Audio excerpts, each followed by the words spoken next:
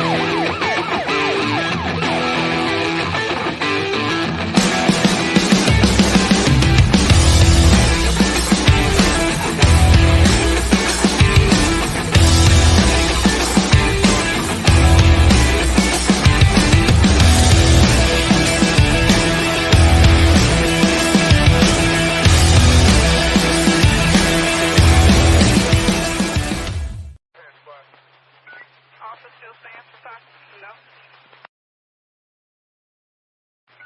Offender in custody?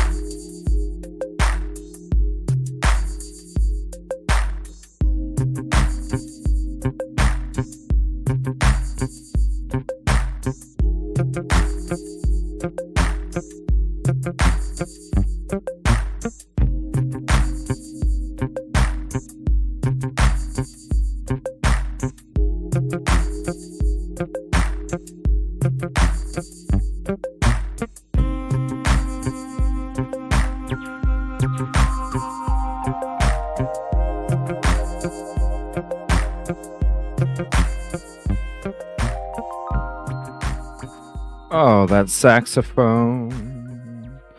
I'm so glad we get that saxophone back. What's up, everybody? Friday night, hanging out. Thank you for joining. I was out fooling around a little while ago with the drone. It's pretty neat. Definitely, I definitely need more practice. Which was weird because when I started out flying it, I landed it like 5 times. And the first like 3 or 4, it was like, damn, this is pretty easy. And then that last time I had to land it, oh man, it was a chaotic mess.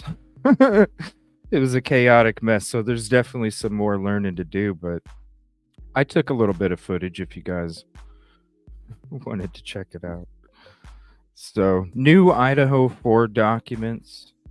There's a new video from Law and Crime regarding the 3 Kansas City Chiefs fans talking about the evidence and such. I want to say prayers once upon a crime time. Prayers to Tommy and his true crime family. Tommy, his son, had an accident last night. So from our fam to yours, Tommy, prayers. You just never know. That's why I said last night, tell everybody you love them, no matter what, you know, because you just, thankfully he's all right. But it's crazy, you know, life. What's up, Skittles World Crimes? How you doing today? Ticket number 1, thank you for hopping in. What's up, Danny? Number 4, Danny. Number 5, Sea Dog. What's up? Ticket 6, Katrina. Golden ticket number 7. Detective Golden ticket number 9. Thought I was running late. Nope. We were getting on late. I was out there fooling around with a drone, and the crazy thing is I got 3 batteries. Each battery is only supposed to last like 23 minutes. But I was flying for like 20 minutes and the battery was still 3/4. So I'm like, right on. We'll be able to get like a good hour, hour and a half out of a drone. It sucks how long it takes to charge the batteries, though. 5 hours of battery per.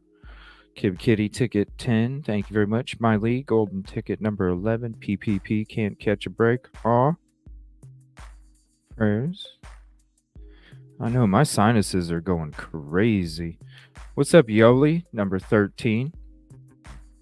Caddy ticket 14. Ty ticket 14. You know YouTube. Ty ticket 15. Thank you for hopping in. Nevada Lucky ticket 13. Hello to you as well. We're going to be going through both cases, kind of chit chatting, going through some stuff that I have, and then we can go through some stuff that you all want to get into. What's up, Lisa Castillo? How are you doing tonight? John Morgan, ticket 17. Thank you. I love the saxophone. I'm so glad we can have this music back. I missed it. It's just like we're going on a nice little cruise. D. Marie, thank you. Appreciate you.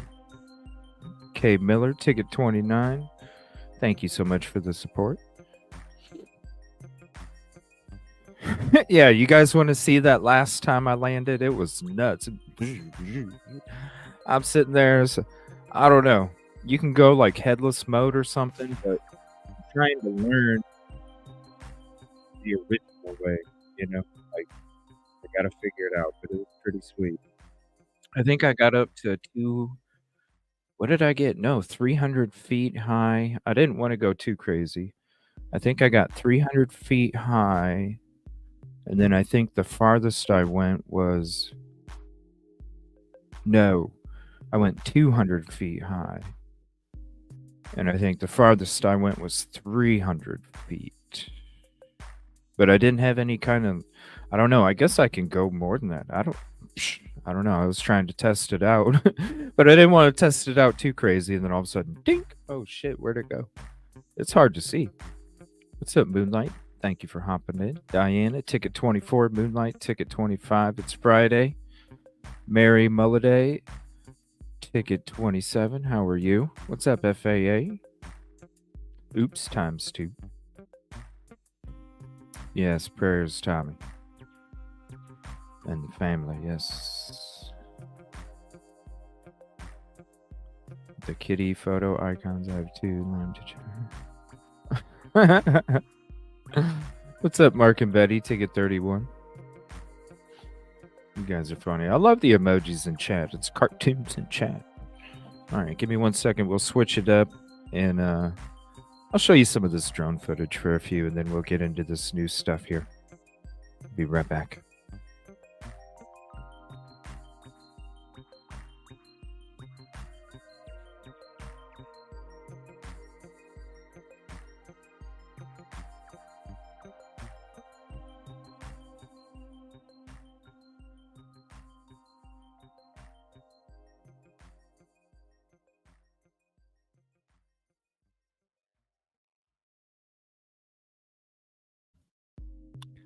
All right, here's... I don't even know how high I am. It's like way up there. But I'm still learning. This was my first time ever flying one of these things.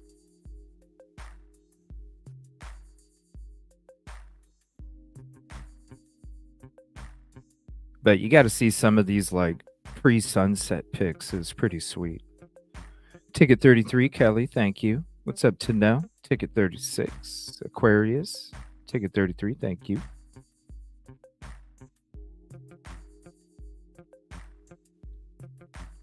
It was pretty windy too. Yeah, this is my drone here. My first flight today.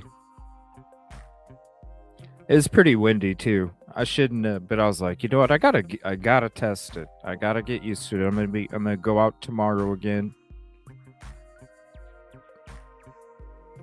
But right now, this isn't me. Like, I'm going. I think this is where I was having issues landing it. So I was testing out the camera on this one, and I was looking straight down the whole time, and I went like 200 feet or something, and then I hit return to home. So there's me like trying to fly that shit in. Yeah, watch this. It's a disaster. It's a disaster. Oh shit. Oh shit. What's up, Michelle? I was like, oh shit. Oh shit. Oh shit. There's my coffee, my case. And then there's my little landing pad that I made. Yeah, it's a little scary. And the controls are like so crazy. Well, it's 4K, but it was pretty windy out.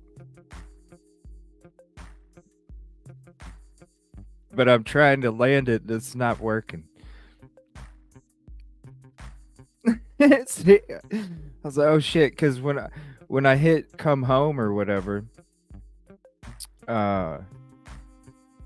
when I hit come home, it like the first 4 times, because I wanted to practice my landing. So, and don't mind the bulge, it's my gun. But I wanted to practice the landing. So I tried it out like 5 times. And each other time it was good, but this time it was like, holy shit. Holy shit, is it working?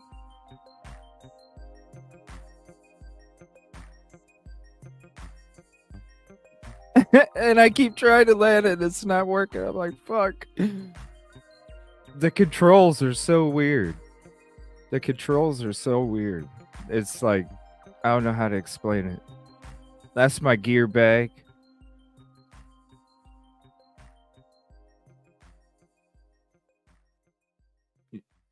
Yeah, that's my gun on my waist. It's not.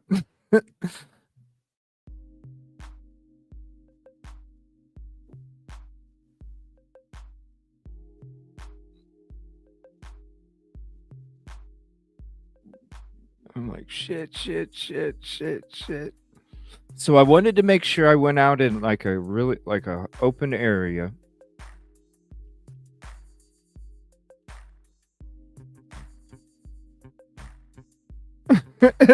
I got so close right there and then it just didn't happen.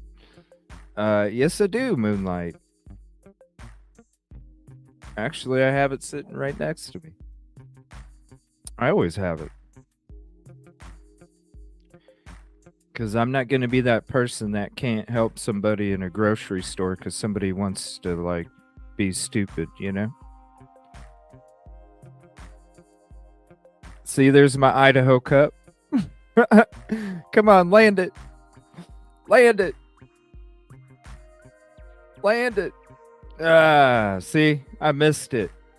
So that's me missing it. Here's another one. Check this out.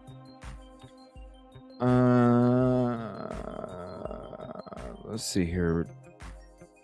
What about... Let's see. Let's look at this one.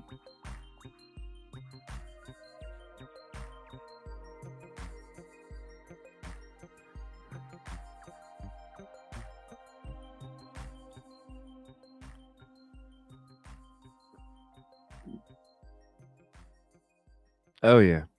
It's always on me. What's up, Crystal? So I'm just fooling around. I really got, like, you really can't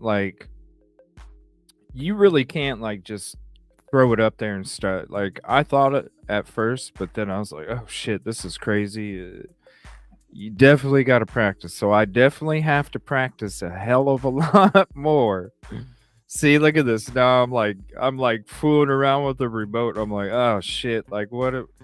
I'm getting all wait a minute. Is this way? There's so many. The cool thing is it has like this. So here's the remote, and it has like this thing that you can put over it, so it like tells you what everything is. So it's pretty cool, and it's neat. It's like so this is what it looks like before you open it up, and it's pretty well built.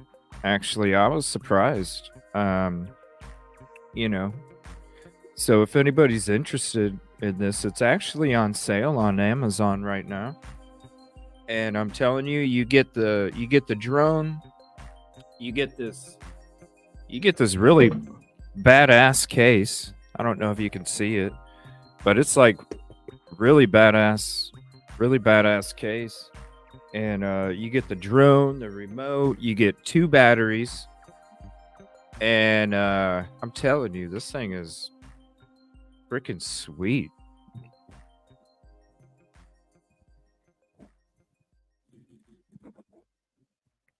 What's up, typically?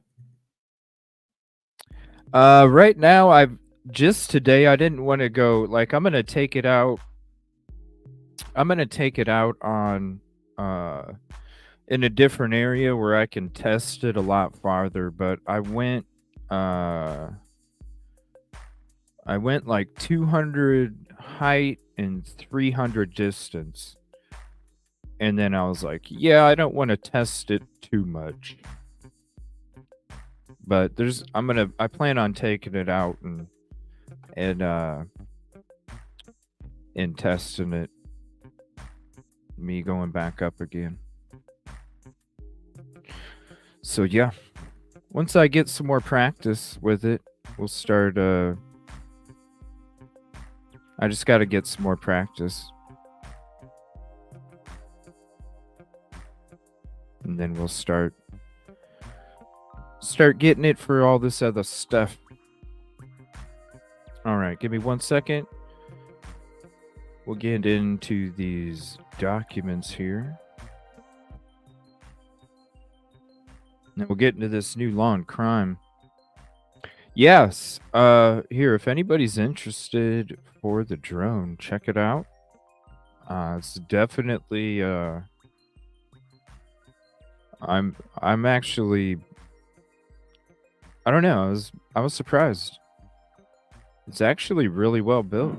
Yeah, there's new Idaho docs. We're going to get into those right now. And then there's a law and crime regarding the 3 Kansas City Chiefs fans. So here we go. We get into those documents. Let me flip my screen around real quick.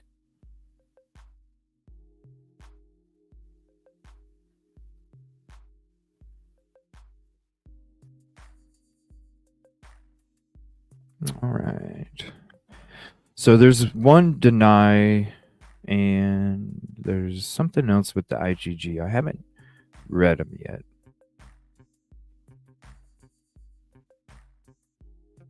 All right. Motion to allow certain experts and investigators protected access to view IGG materials. And then order denying defendant's motion to reconsider and motion for permissive appeal. Oh, shoot, it's not on it. Hold on. There we go. We'll get rid of that. An ad popped up. I don't know what's up with YouTube. I really don't.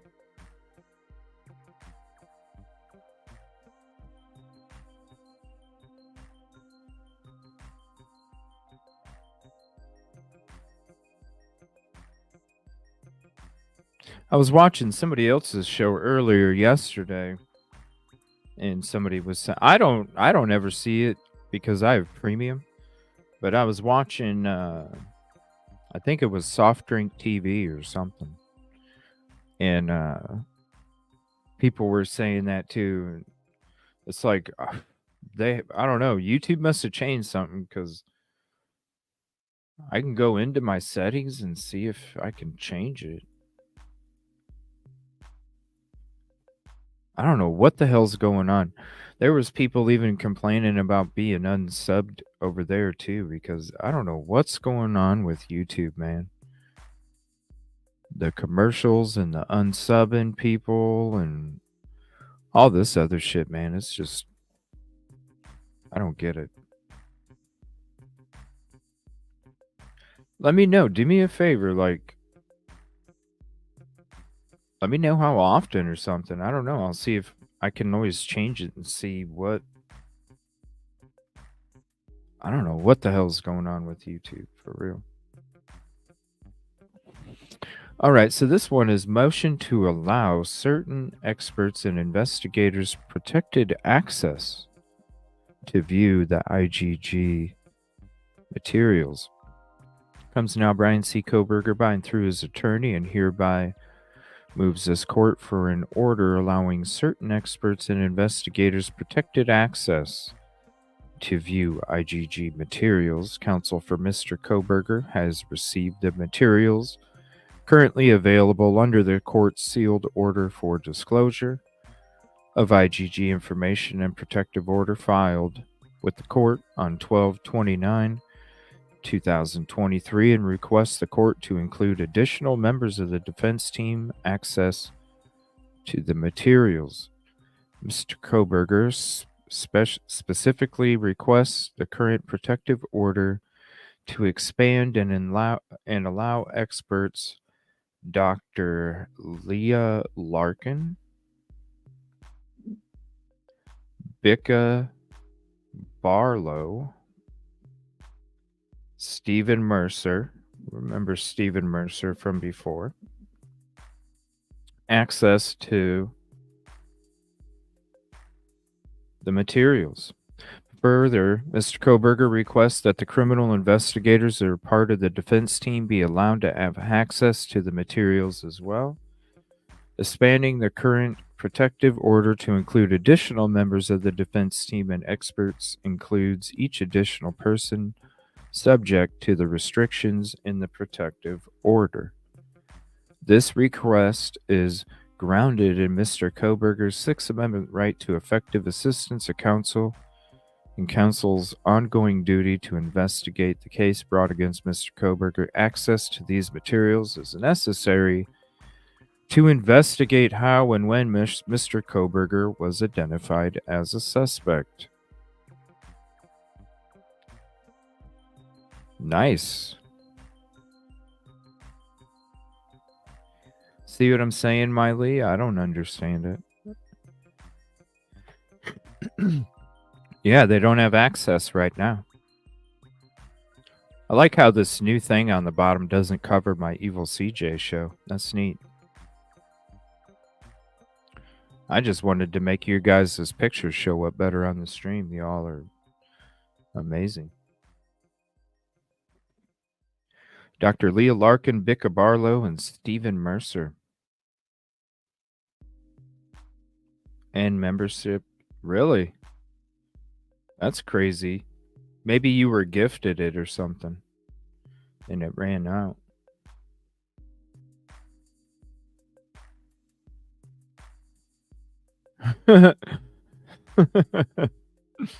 That's a good idea, Kitty. Yeah. I didn't go too far with it today. I wanted to practice more of like the ups and downs, the forwards, the backwards, the turning around, and especially the landing, because I wanted to make sure that when the battery was going to go dead, I wanted to make sure I could do a nice landing instead of thinking I can do it and all of a sudden it hits a rock or something, you know, or whatever. What's up, Just Mom? How you doing?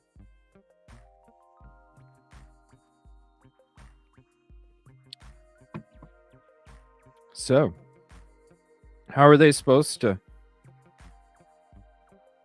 Well, when you read this,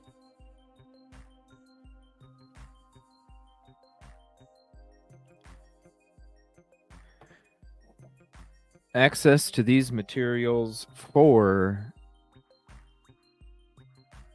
the experts is necessary to investigate how and when Mr. Koberger was identified as a suspect.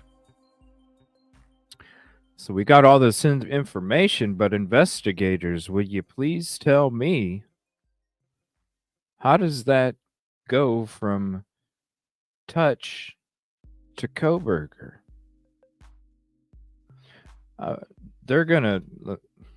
I'm telling you, the cast data and the video is gonna be more crucial in this trial. This DNA is gonna get. This DNA process is gonna get torn to shreds in trial. It's gonna get torn to shreds.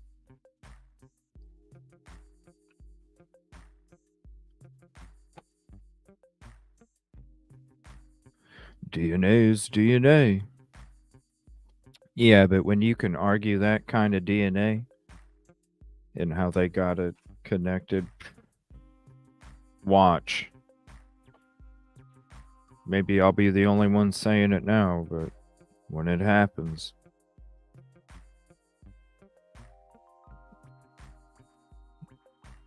I don't know. They're going to argue the hell out of that. Nope. CDawg88 contribution call out. Thank you for the gifted membership. Appreciate that. Did somebody guess the vehicle? CDawg? Speaking of, we got a special show tomorrow night. Let me promote it real quick.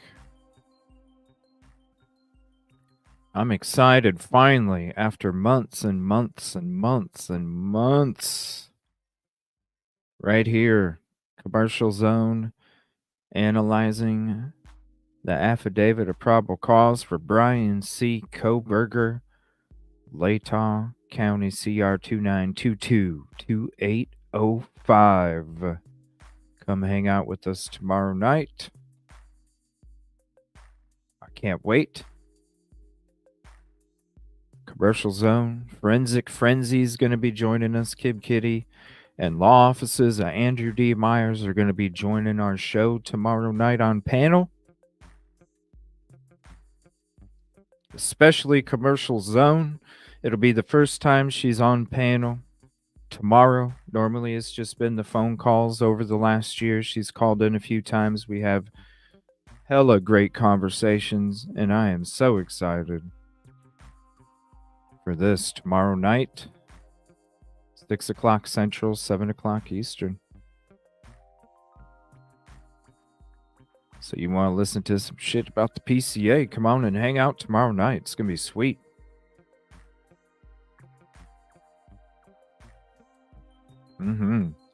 I can't wait. Oh, Miley, we love you too. I can't wait. Oh, I've been waiting so long. She knows it too. I think it was back in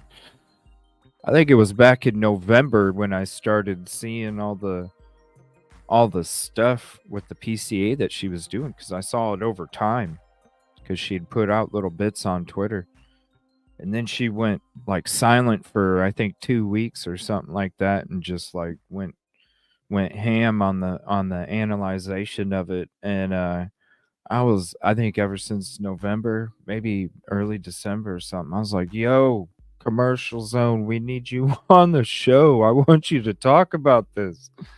I will, CJ. Okay. And then a few weeks ago, she's like, let's do it. I'm like, yes, let's do it. I can't wait. Tomorrow night, 6 o'clock Central, 7 o'clock Eastern. So this is order denying defendant's motion to reconsider and motion for permissive appeal.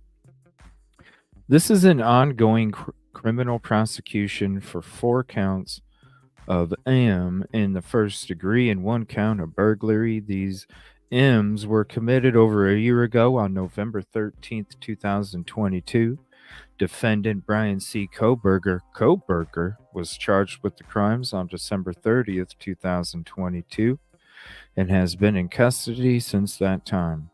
Although trial was originally scheduled to begin in October 2023, On August 23rd, 2023, defendant waived his right to a speedy trial and moved to continue the jury trial to a later date to provide adequate time for him to challenge the grand jury indictment, among other things.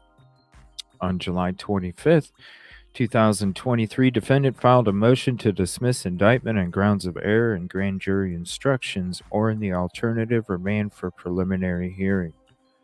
On August 23rd, 2023, defendant filed a motion to dismiss indictment on grounds of biased grand jury, inadmissible evidence, lack of sufficient evidence, and prosecutorial misconduct in withholding exculpatory evidence. What was the inadmissible evidence? What was inadmissible? What do you think they're talking about?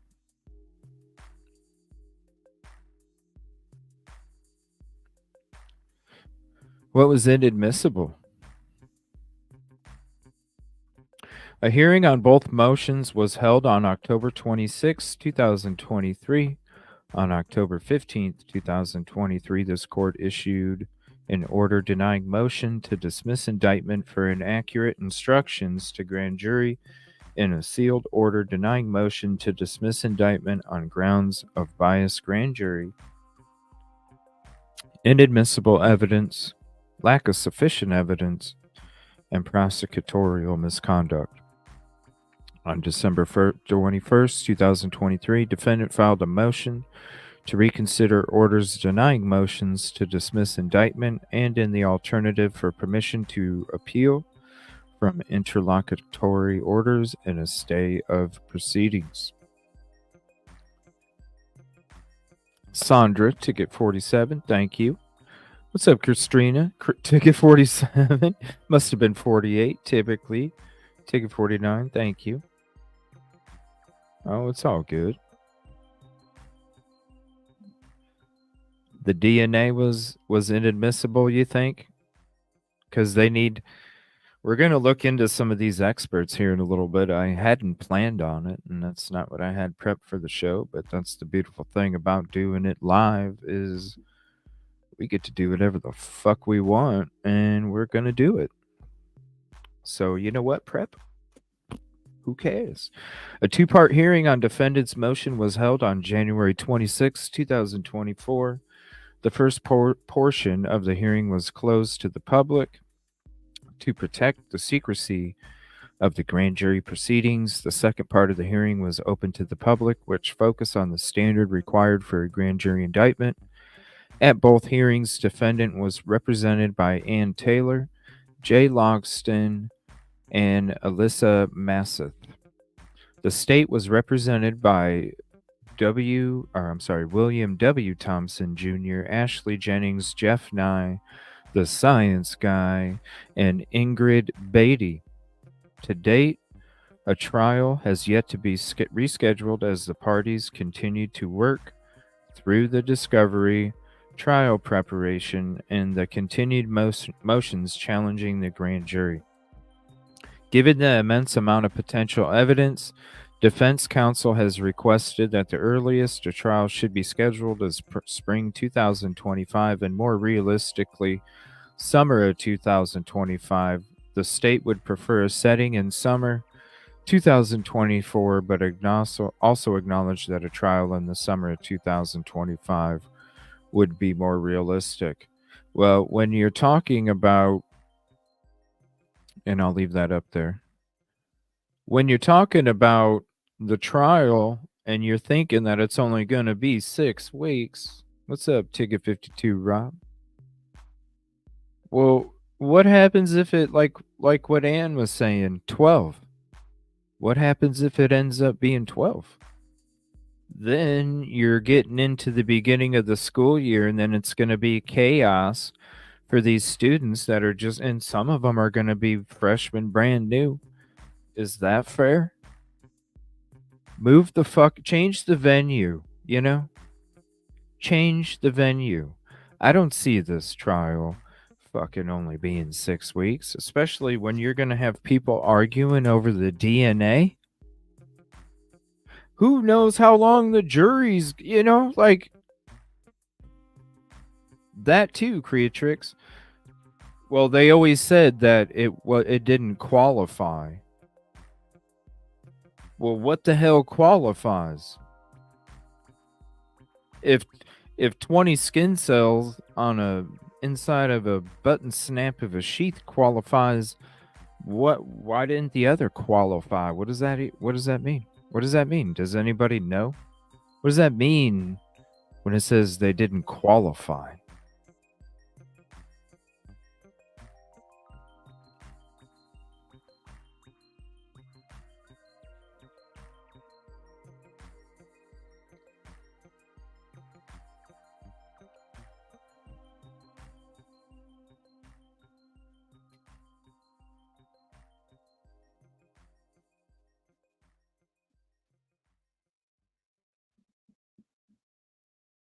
All right, let me see here. Page 3.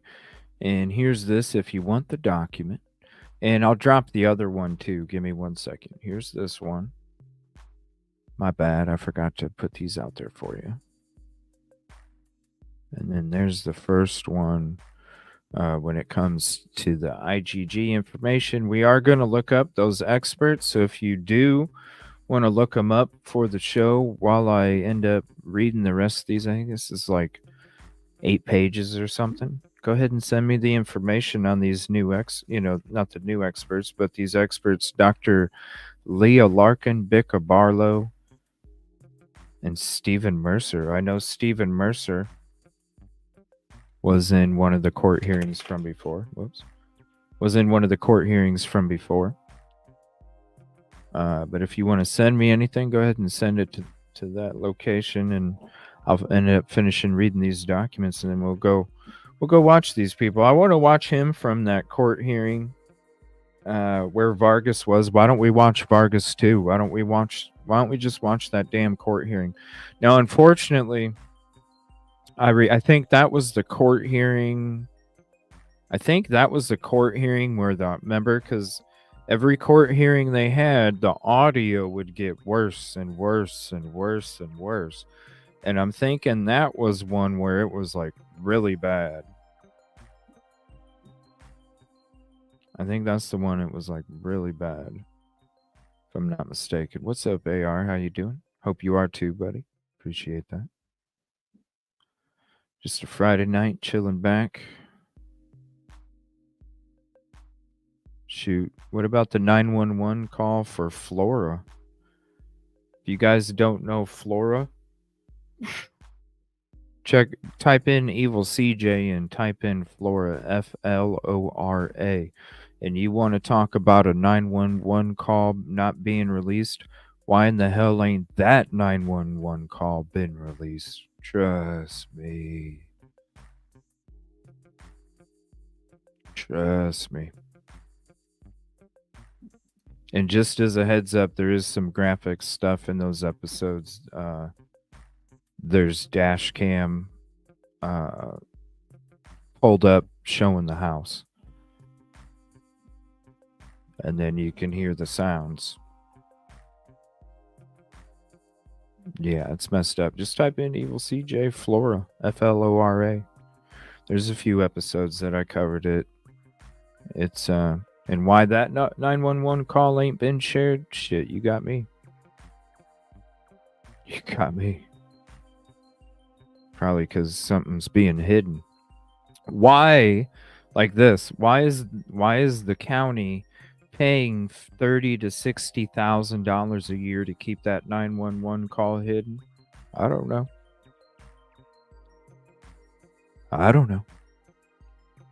Go check those shows out. Evil CJ, Flora. The Idaho criminal rules do not expressly provide a motion for reconsideration like Idaho rules of civil procedure. And all those numbers are on the screen.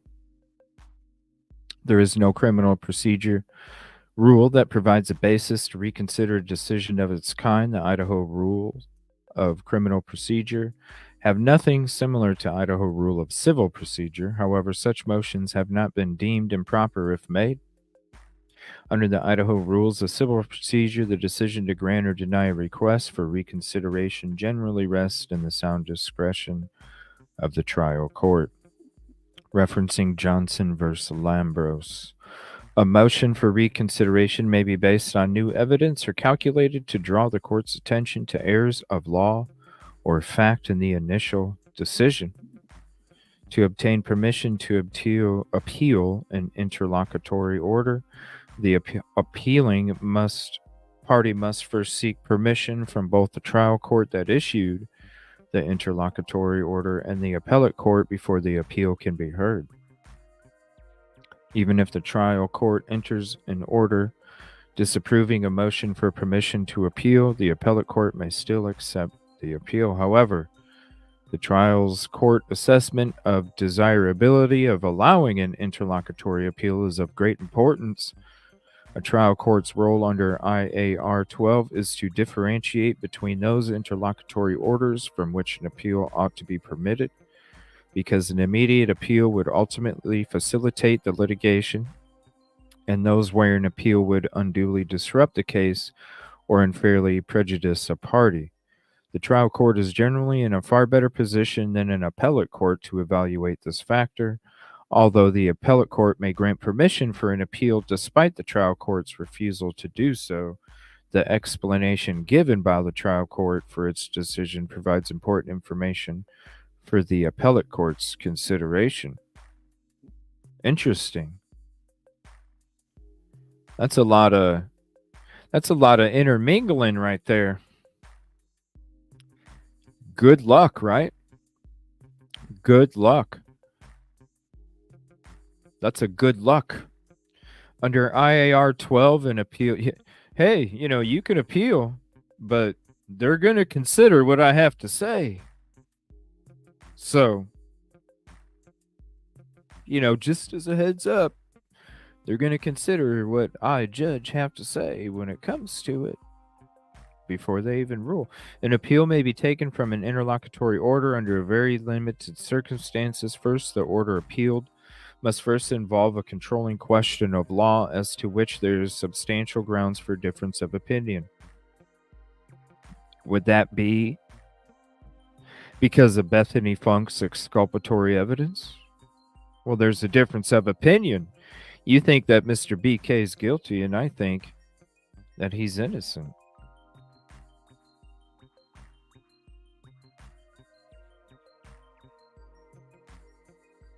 No. 100 LR. Because what if they didn't,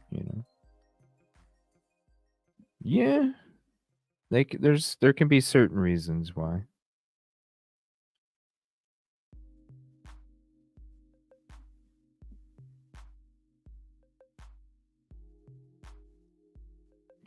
You know what, Sea Dog? Enough for reasonable doubt? Yes, the Flora 4 fire case. That's right to know. The reasonable doubt is the DNA dirty gloves. That's the reasonable doubt. Because if somebody is going to investigate a crime, and before they even walk in the scene, they're contaminated, they are contaminated. Their personal protective equipment is contaminated before they walk into the scene and take photos of evidence and touch evidence and take more photos of evidence after they touch it. So who's to say Mr. BK's transfer touch wasn't on the bottom of that lady's boot that stepped on the glove, and then Dawn picked it up with her fingers, and then she grabbed a whole bunch of other gloves and put them in her pocket, so on her fingertips was whatever was on her partner's shoe. What if they had went to Jack in the Box by BK's apartment and touched the same touch screen pad right after BK, and then all of a sudden, boom, their shit's, oh shit, he spit on the floor on accident, lady walked on it, then the bottom of her boot where she stepped in a spit Then she's stepping on the gloves, and then the glove is already DNA dirty glove.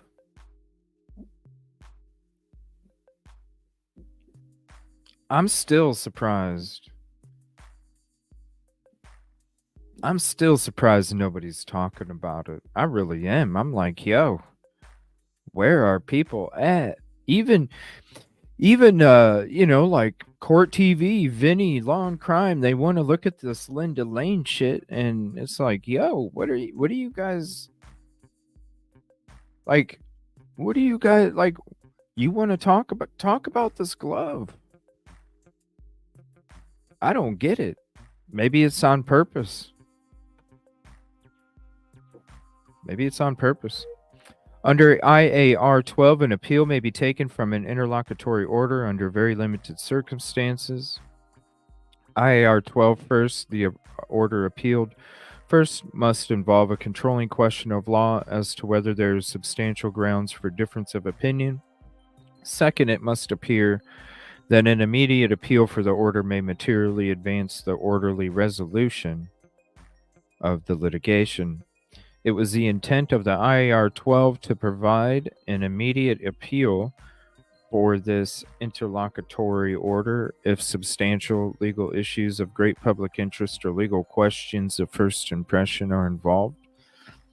In addition to the factors set forth in IAR 12, a court determining whether to hear an interlocutory appeal should also consider the impact of an immediate appeal upon the parties, the effect of the delay of the proceedings in the district court pending the appeal, the likelihood or possibility of a second appeal after judgment is finally entered by the district court, and the case workload of the appellate courts.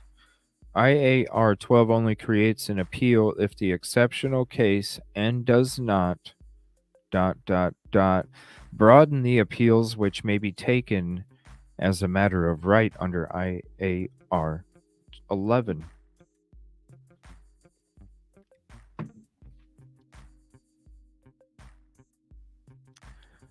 For the reason articulated on the record of January 26, 2024, defendant's motion for reconsideration is denied. The order denying motion to dismiss indictment for inaccurate instructions to grand jury and the sealed order denying motion to dismiss indictments on grounds of biased grand jury, inadmissible evidence, lack of sufficient evidence, and prosecutorial misconduct are both soundly rooted in case law, constitutional law, statutes, and criminal rules. I wonder if she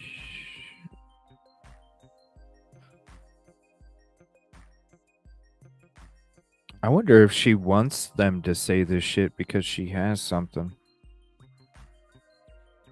The court does not find error with any factual findings or application of well-settled law to the facts as found. In reaching its decision, the court spent a significant amount of time reviewing the grand jury proceedings and researching the issues presented by defendant. Reconsideration does not change the court's decision.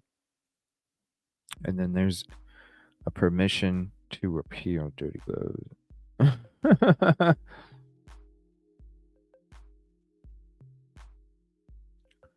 Yeah, I don't know how you even do that, you know? Yeah, like how does the jury forget it? That too, Creatrix. Tons. Especially that Friday night. Can we even imagine how much, right? Right. I mean, you guys, think about it. You saw the pictures. You see the garbage can outside. You saw the pictures of the sink. There's a lot of garbage around. Whether it was inside or outside, there was a lot of garbage. And when you're talking that amount of garbage, do you think, I'm sure there was DNA of everybody's all over the place, right? How do you sift through it? How do you even know? How do you even, like, there's so many, and then not to mention what happened that morning. How do you even separate the DNA that way too?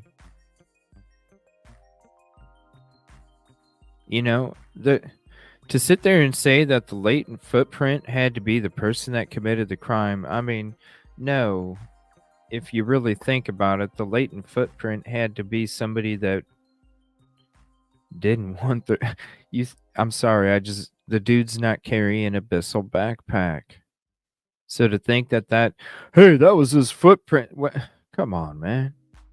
You know damn well it's a footprint of somebody that was fucking didn't mean to walk into something they accidentally walked into, you know? And they didn't want to be blamed for it because they were inside the property just trying to see what the hell was going on for one of their friends that lived there. And they accidentally stepped in something and they said, oh shit. And then probably, shit, we got to clean this up real quick. Not even thinking. And to say that was a person that committed the crime, come on. Right, Bread?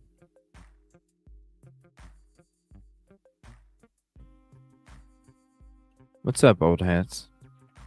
It's like she wants them to say this, right? I want you to say this because wait till you see what I got coming next.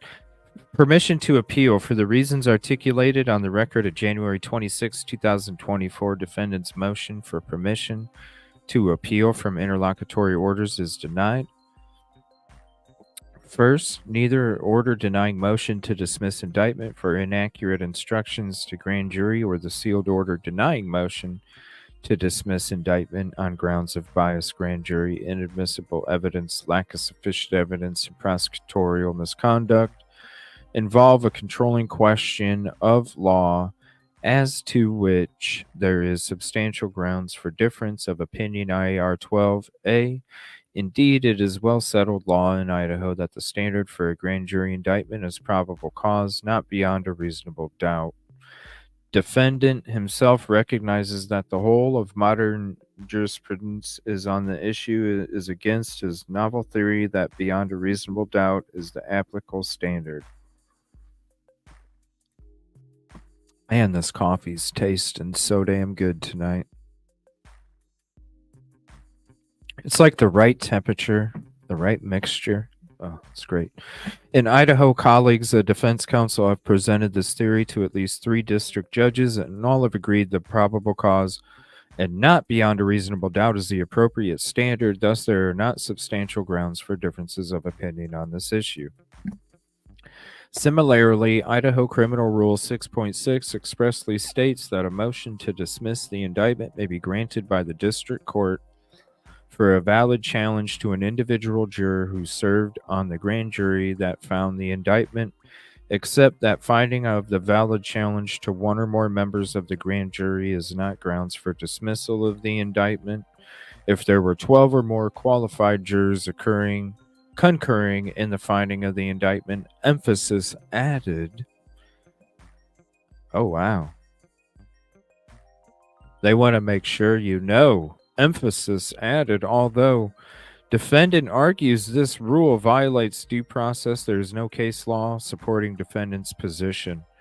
Thus, there are no substantial grounds for differences of opinion to dismiss the indictment where the indictment was found to a probable cause by all 16 jurors. Second, an immediate appeal of the orders denying dismissal of the indictment would not materially advance the order resolution of the litigation. Quite the opposite is true. Unfortunately, this case has already been pending for a year. At this juncture, trial may not even be set until spring or summer of 2025. If an appeal is granted now, the case will essentially come to a halt for some period while the appellate court reviews the grand jury proceedings, causing even further delay. So fucking what if it's about truth and justice? So fucking what? Oh gosh, that means if we got a halt. You know what? If it means the fucking truth and justice, so fucking be it. So fucking be it. And the gain to the defendant, even assuming a permissive appeal is granted by the appellate court and the appellate court rules in defendant's favor, is de minimis, as the state has stated the charges would immediately ultimately be refiled. Stated differently, the likelihood of the defendants being released from custody, even if the indictment were dismissed by a higher court, is essentially non-existent. So just because you get, well, so what? Doesn't they didn't say uncuff my fucking client. They said, yo, we need to have a real fucking preliminary hearing, is what they're saying. They didn't want the fucking secret grand jury. They wanted to talk to people. They wanted the preliminary. You pulled this shit. They're saying, guess what? Let's have a preliminary. Do it the right way, right? The only path forward is either side is a trial. Additionally, as time passes, both sides are faced with the reality that witnesses' memories fade or witnesses may become unavailable, which may cause prejudice to one or both sides. Finally, while the court remains steadfast in its obligation to ensure defendants' constitutional rights are protected, the court is also mindful of the victim's family's constitutional right to timely disposition of the case. Idaho Constitution Article I and 22, an appeal now would not advance defendants' rights or the rights of the victims' families. Case law also instructs this court to consider the impact of an immediate appeal upon the parties, the effect of the delay of the proceedings in the district court pending the appeal, the likelihood or possibility of a second appeal after judgment is finally entered by the district court, and the case workload of the appellate courts. As outlined above, the impact of an appeal now on the parties would not be favorable to either side, and the effect or further delay of these proceedings may result in prejudice to one or both parties. Really? Finally, if defendant is convicted by a trial jury, and especially if the death penalty is imposed, there will undoubtedly be years of appeals to come where the issues raised by defendant now be reviewed by a higher court. So wow. You know what? If he gets charged, then he can just appeal it. No, how about you do it right the first time? Measure twice, cut once.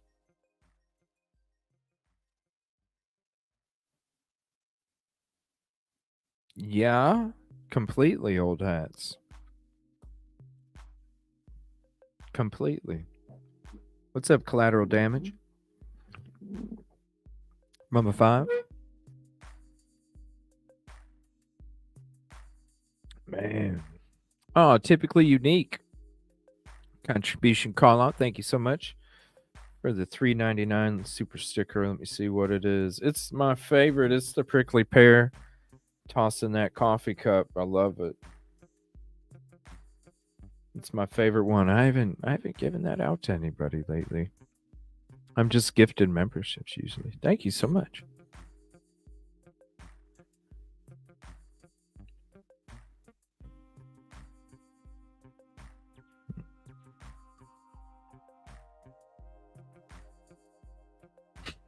Tracy.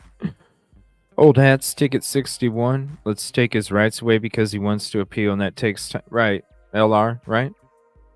So what? It's about truth and justice, just like right here. You know? Undoubtedly, you will also be, listen, you guys, you're going to be able to have years and years and years of appeals where you can, where you can, just take it on the chin. Appeal. It's like, no, get it right the first time. Get it right the first time.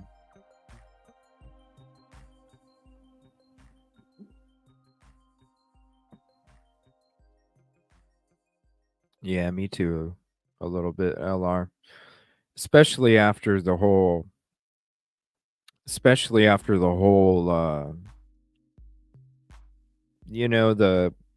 the trial and what he's gonna, like, he's not gonna let everything. It's like, man, I thought when you made the YouTube, it was about transparency, being open,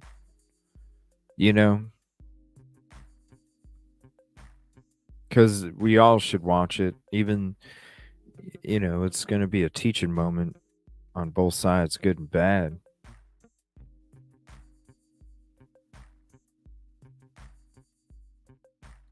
Ever since then, he kind of started to annoy me a little bit. Jackie, ticket 64, thank you. Appreciate that. From the cases I have paid attention to, not too many people win appeals, and it's probably hard as shit. You know, but they're like, hey, just take the conviction. You can appeal. You know, you can appeal. Just take the conviction. What's up, American Princess? Oh, Tanel, thank you very much for the $8.99. Is that New Zealand? Super chat. Love the space you have created. CJ, thank you. Contribution call out, thank you. Tanel, appreciate that. It's the community as well. I'm just 1/4,000th of a part of that. 4.7 thousandth. I'm just a little teeny part of that. Thank you all. Justice would be right. It's not sounding good. Not sounding good. IAR 12 only creates an appeal in the exceptional case and does not broaden the appeals which may be taken as a matter of right under IAR 11. It was the intent of IAR 12 to provide an imminent appeal for interlocutory order if substantial legal issues of great public interest or legal questions of first impressions are involved. While this case in and of itself is exceptional, in that the defendant is charged with 4 counts of first-degree M and is facing the death penalty if convicted, the issues raised by defendant's motion to dismiss in the indictment are not exceptional, nor are they substantial legal issues of great public interest or legal questions of first impression if the grand jury proceedings were routinely reviewed by appellate courts before jury trials. The system, both at the trial level and the appellate level, would become bogged down. It's about truth and justice. It's not about getting it done as quick as possible. What if it was your son, Judge? What if it was your son? Would you be like, come on, let's go? No, you'd be like, I don't care how long it takes, everybody. This is my damn son. That's what you'd be saying. The grand jury is merely an investigative body tasked with determining if there is a probable cause for defendant to face the charges against him. Nothing the grand jury did has any bearing on the ultimate question of defendant's guilt or innocence. For the reasons, defendant's motion for permission to appeal is denied. Yeah, because Judge was there and said, oh, they just wanted a photo. They just wanted a photo of the car. So what you're saying is not going to work, defense, because they just wanted a photo of the car. It was nothing special. Oh, thank you for the kind words, old hats. It was nothing special, you know? What if it was your son, Judge? Janet Shepard, contribution call out. Thank you so much. You have always such good topics. I love it all. Thank you so much. Appreciate that. Right. They're like, we're not worried about truth and justice. We want to make sure this shit, come on. We've already been waiting a year, defense. Now, if we do this, then we're going back to square one and da-da-da-da-da. So what? Just give them a fucking, how about this? I know it's not possible, right? But just say, hey, Judge, let's just do a preliminary. Boom. Got done. It ain't happening. It's never going to happen. They're just doing it because you got to do it. Just doing it because you got to do it. All right. Hold on 1 second. Let's see if there's anything breaking real quick. If you're just hopping in the show, don't forget, tomorrow night we got Commercial Zone on, analyzing the probable cause. Affidavit of probable cause. Probable cause affidavit. Forensic Frenzy, Kid Kitty, and law offices at Andrew D. Myers will be joining us tomorrow night, 6 o'clock Central, 7 o'clock Eastern. Yep. We're going to see if there's anything breaking real quick. And if not, we're going to get in. There's a new law and crime episode, and I'm going to try and gather some stuff on these experts here. All right, I want to say thank you to Nina Kelly right here on Twitter. We're going to share her link right here.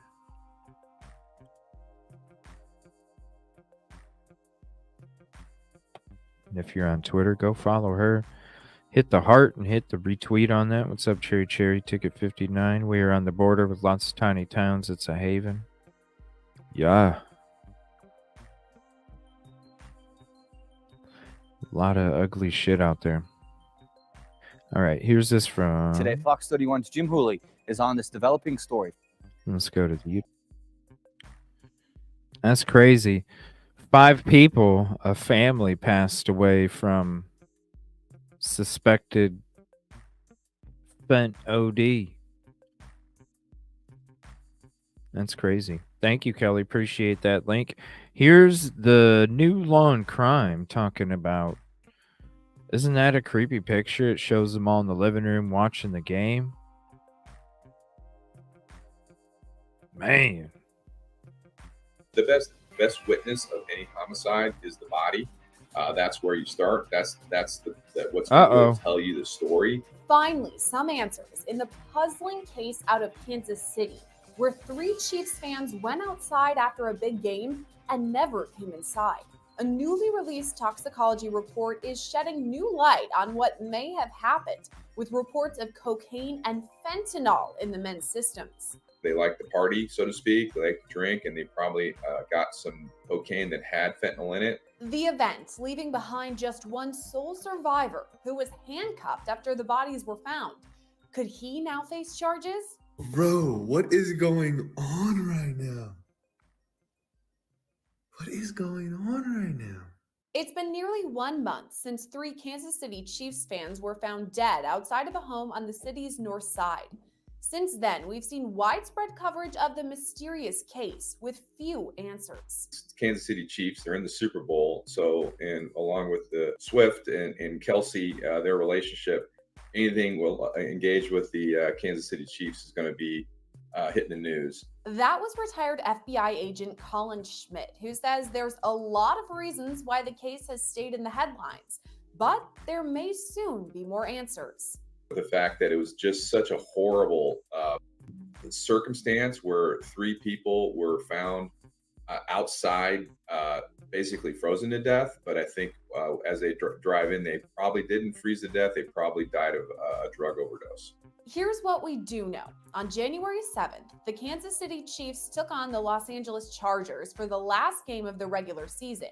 That night, Jordan Willis held a viewing party at his rental home in KC. At the get-together, 38-year-old Ricky Johnson, 37-year-old David Harrington, and 36-year-old Clayton McGeeney.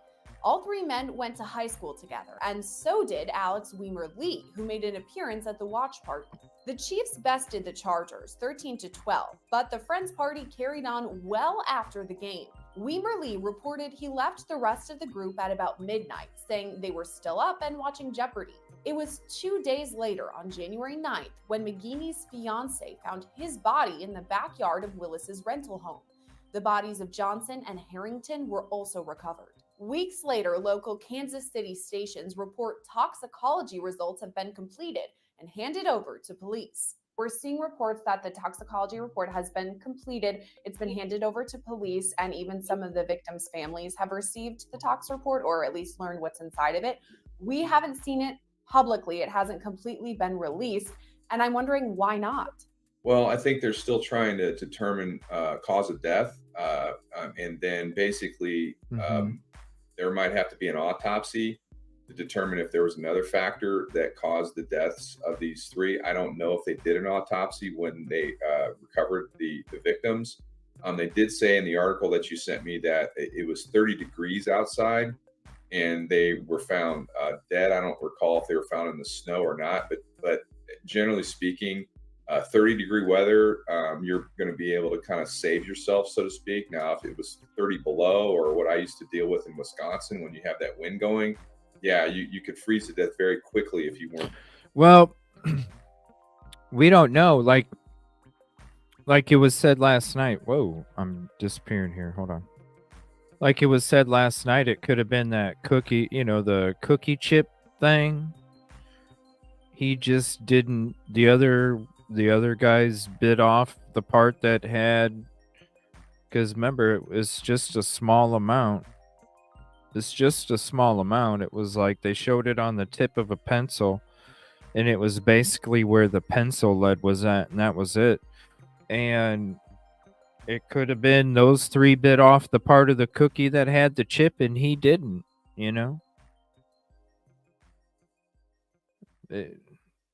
They might, maybe they had a cookie and it was split in 4, right?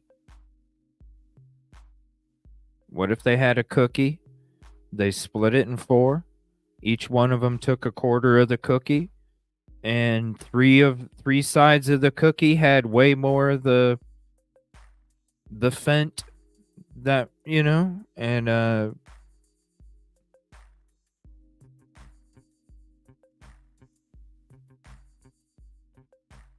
who says it wasn't? Maybe it was they had all that in their system. Who said it wasn't? Yeah, they were drinking beer, and maybe they had somebody that had some cookies, and all that shit was in the cookies. All of it. Hey guys, we got C, we got Fent, we got C, we got the green in there. We mixed it all together. The oil, we made cookies. And unfortunately, when that cookie was made or whatever, who knows? Just had a little more. Dressed appropriately. But in this case, they would have survived for quite some time in with that temperature. So it really comes back to answer your question, why are they not being specific about a cause of death? I think they want to make sure they have their ducks in a row, because if it turns out that it was a fentanyl overdose, for example. Well, I'm going to tell you right now, I don't even know about guessing that much, because I'm going to be honest, like they probably already know.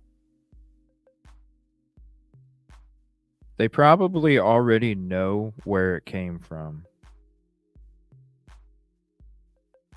And so what they're doing, this is what I think's going on. I think they already know where it came from.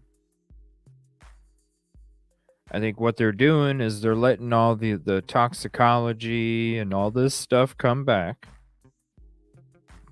And then what they're going to do is, after they get the toxicology, the COD, all of that, then they're going to sit down and talk with the party or parties that were involved. And then they're going to start charging some people. I think right now they're trying to keep tight-lipped right now, I think. I know a lot of people think that it's a lot of shady shit going on, but I think right now, after the prosecution sent the letter and we heard what come out with the preliminary toxicology, and then you go with what Caleb was saying. I think they can't do nothing yet until they get all that shit back, and then they can say, look, bro, you really did contribute to this, and you need to, then I do see them charging somebody. I do. Now, if it's the 5th guy, if it's the guy that it was at his house, or if it's somebody beyond that circle, they're going to charge somebody. They are. I think they have to wait until they get all the shit back, and then they're gonna do so. And maybe they weren't necessarily being, maybe they weren't not necessarily telling the family anything because they understood, when Jordan's dropping off, which is weird, you're not gonna go face the parents, so you're gonna drop the victim the items of the victims to friends of the family, so then the friends of the family have to go to those people's houses to pick up their son's belongings or their loved one's belongings from the house that it was left at. As a man, you should be, like, why would you take it to a friend of the parents' house to go drop stuff off? And I think they realized how close everybody was and who conversated, and they're probably like, look, we need to make sure that we got to make sure that we get it right. I don't know. I'm just trying to be hopeful, I suppose. Oh, yeah, I know. Right? Especially when it's what's up, Nina? Especially when it's the tip of a pencil,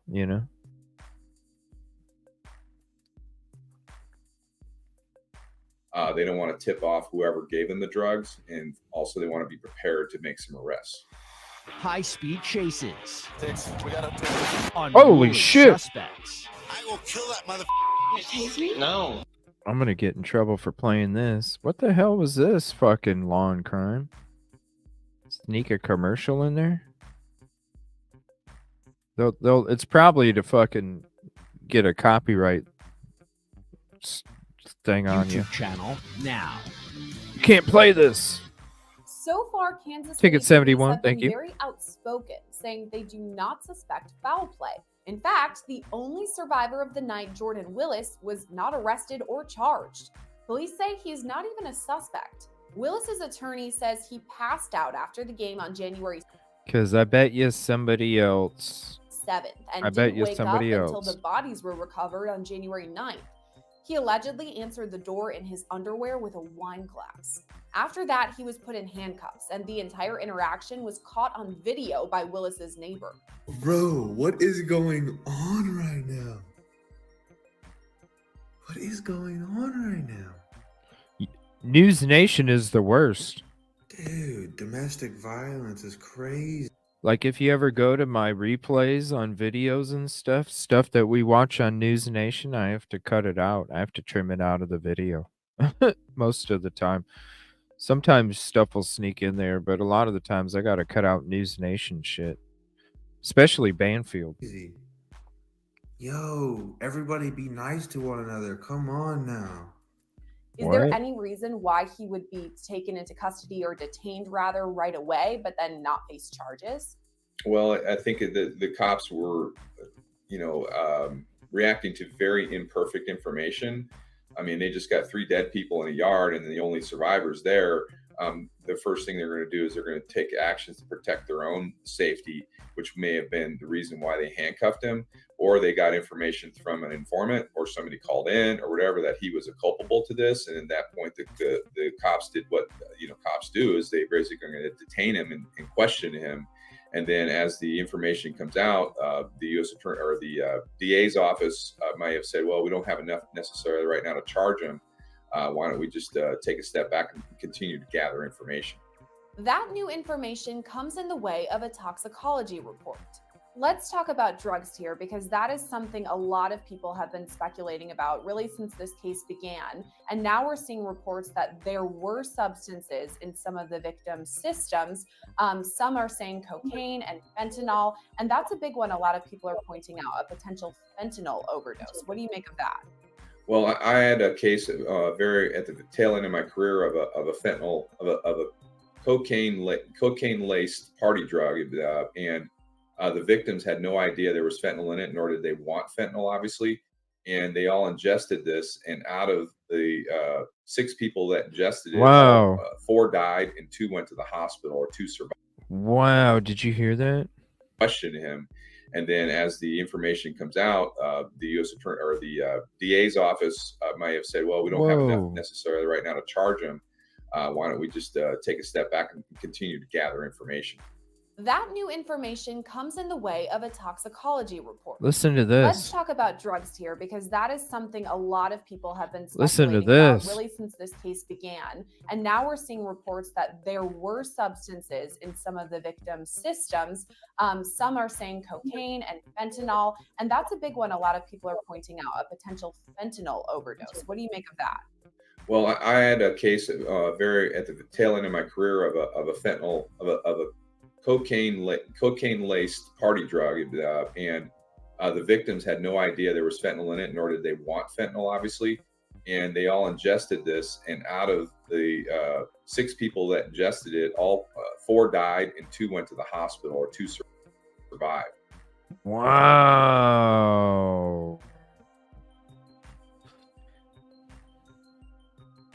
That's why I think it was somebody, whoever it was, somebody did too much of the stash that they were supposed to transfer to somebody else, and they had to fill it in with something. Man, that's crazy. Yeah, how are you supposed to know the difference, right? It looks the same. So one How you thing about supposed to know? fentanyl is if you're opioid tolerant, there's a possibility that you would survive if Right, like I said, the dude that fell asleep for 2 days had a higher tolerance than his buddies, and he was able to, he passed out. He was able to make it, and somebody breaking in his house is probably the reason why he woke up. the cocaine was laced with fentanyl. But it appears to me that these 3 were not heroin addicts. They liked the party, so to speak. They liked to drink, and they probably got some cocaine that had fentanyl in it. And so the next step is who gave them the cocaine or that was particularly laced, and that's the person they're going to hold accountable. All this adds. You can buy it off. You can buy it off the freaking internet from China, man. Yeah. Most of it comes from China. Well, that's where it's produced. Most of it is produced in China. And then it either comes from internet or through the border. Yeah, a lot of it comes through the border because there's no border security. So they're sending fucking people they're even sending kids and shit with backpacks full of this shit. I mean, because there's no security at the border. So they can literally fucking travel up, run across the fucking border, get rid of it, and come back and do the same damn thing over and over and over. Because, we can't afford border security.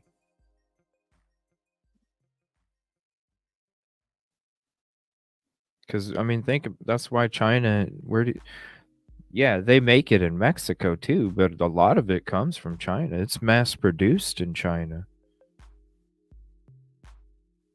That's one of their freaking cash cows is fent. Look it up. Look it up sometime. Look up how many fucking fentanyl factories and facilities there are over, or what they report is there. It's outstanding. It's outstanding. The amount. It's one of their cash cows. So of course they're going to deal with another country that's totally cool with it, and then they get the cash cow, and then we're the ones that suffer. Because I'm not going to get into that. Never mind. Up with our first report on the case when we sat down with forensic death investigator Joseph Scott Morgan. I have to think of something that is going to drive down your neurological responses to the point where you're almost in a a comatose state at that point in time. Well, what could facilitate that? At the top of my Right, list Deb? are going to be opioids or perhaps some kind of synthetic opioid. Morgan pointed out Willis may have had the same drugs in his system.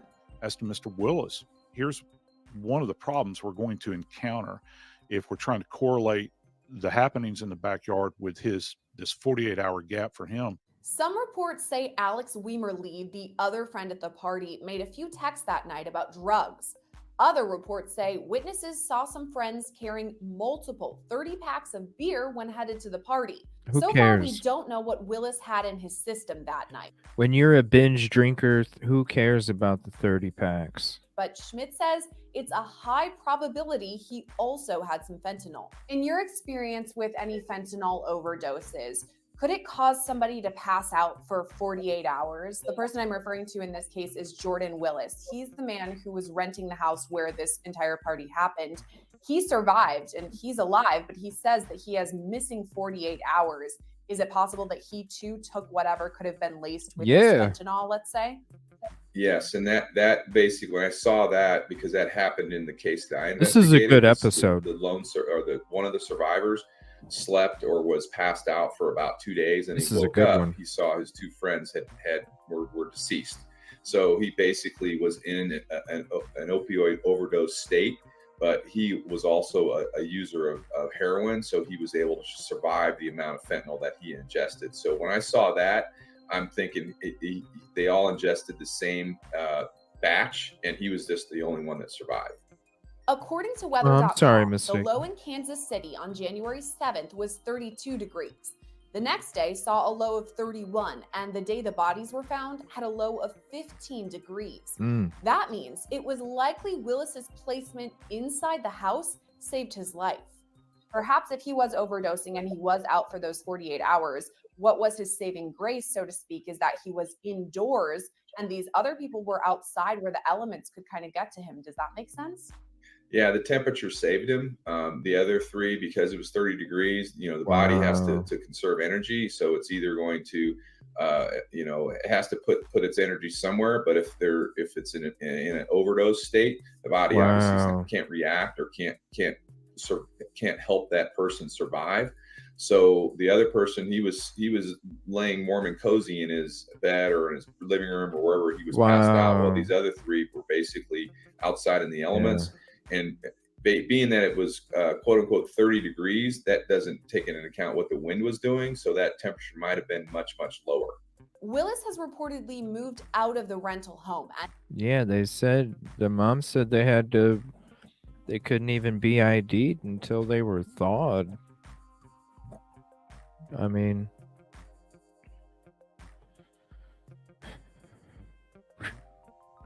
$15 degrees. Oh my gosh. Why would you wait so long to 2 days? I would have been calling the morning I woke up. And according to his parents, checked himself into rehab for substance abuse. I mean, it's obvious, that he was a drug user. They need to do some sort of toxicology on him as well. I'm sure they already have, and likely will do a hair analysis because the drugs will stay longer in your hair versus in your blood or in your bodily fluids. And most importantly, they sit him down and say, okay, where'd you get the drugs?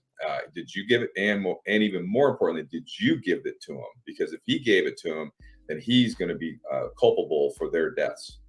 According to the Missouri Department of Health and Senior Services, drug overdoses are the #1 leading cause of death in adults ages 18 to 44 in the state of Missouri. 70% of those overdoses come from opioids like fentanyl. If investigators determine Willis did distribute these deadly drugs, he could face serious prison time. What would it take for charges to be filed in this case? If he gave them the cocaine under federal law, he's basically strict liability. He's liable for any harm that occurred to them. There you go. So generally speaking, it's a 15-year mandatory minimum. Yeah. So they're probably waiting for all that to come. This is a good episode. They're probably waiting for all the stuff to come back. And then they're going to be like, bam. And I bet you he is using this rehab as a fucking that he can use in court to plea for a lesser sentence. Watch.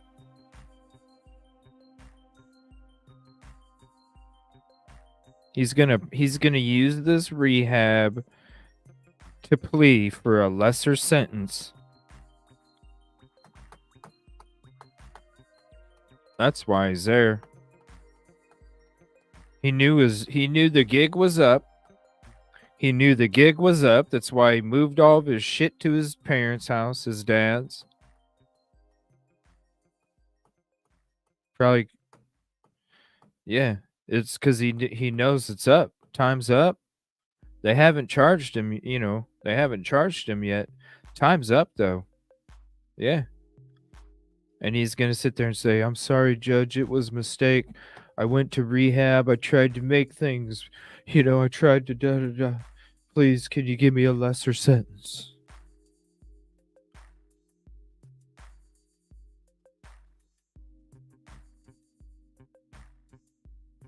And then the judge should say, you know what? You shouldn't be messing with those chemicals in the first place. Leave that up to the professionals where they're supposed to, where they can make sure that things are just, you don't be playing with that shit, In the federal system. And here in Riverside County, where I'm at, the DA is starting to charge people who are responsible for fentanyl overdoses with manslaughter with some add-ons. So the criminal justice system in the United States is finally catching up to this fentanyl overdose problem and starting to hold people accountable who give the drugs unknowingly, even if it's unknowingly, to these people. If the guy that didn't know there was fentanyl in there, didn't have any intent. Obviously, it doesn't appear that he wanted to kill his friends. Right. But under federal law, it doesn't matter. He gave him something, an illegal drug that harmed them. Then you're getting charged, bro. How will investigators track down who is the source of these drugs? They probably know. So they're going to question him. He may say that the decedent number 2 is the one who actually passed the drugs out to everybody. They're going to get that gentleman's phone. They're going to, in the words of a criminal investigator, rip it. Download the what's going on in that. What? He's saying one of the decedents is the one that brought it? What? Hold on a minute. Didn't know there was fentanyl in there. Didn't have any intent. Obviously, it doesn't appear that he wanted to kill his friends. But under federal law, it doesn't matter. Let me know what he says. I think he's saying that one of the people that was deceased brought it, and they're getting into the phone. He gave him something, an illegal drug that harmed them. Then he's responsible. How will investigators track down who is the source of these drugs? More phones. So they're going to question him. He may say that the decedent number 2 is the one. He may say. Okay. Who actually passed the drugs out to everybody. They're going to get that gentleman's phone. They're going to, in the words of a criminal investigator. They didn't take the phone, bro. They left the phones, the keys, and the coats behind. That's why I was saying when they didn't take the phone, I'm like, why wouldn't you take the phones?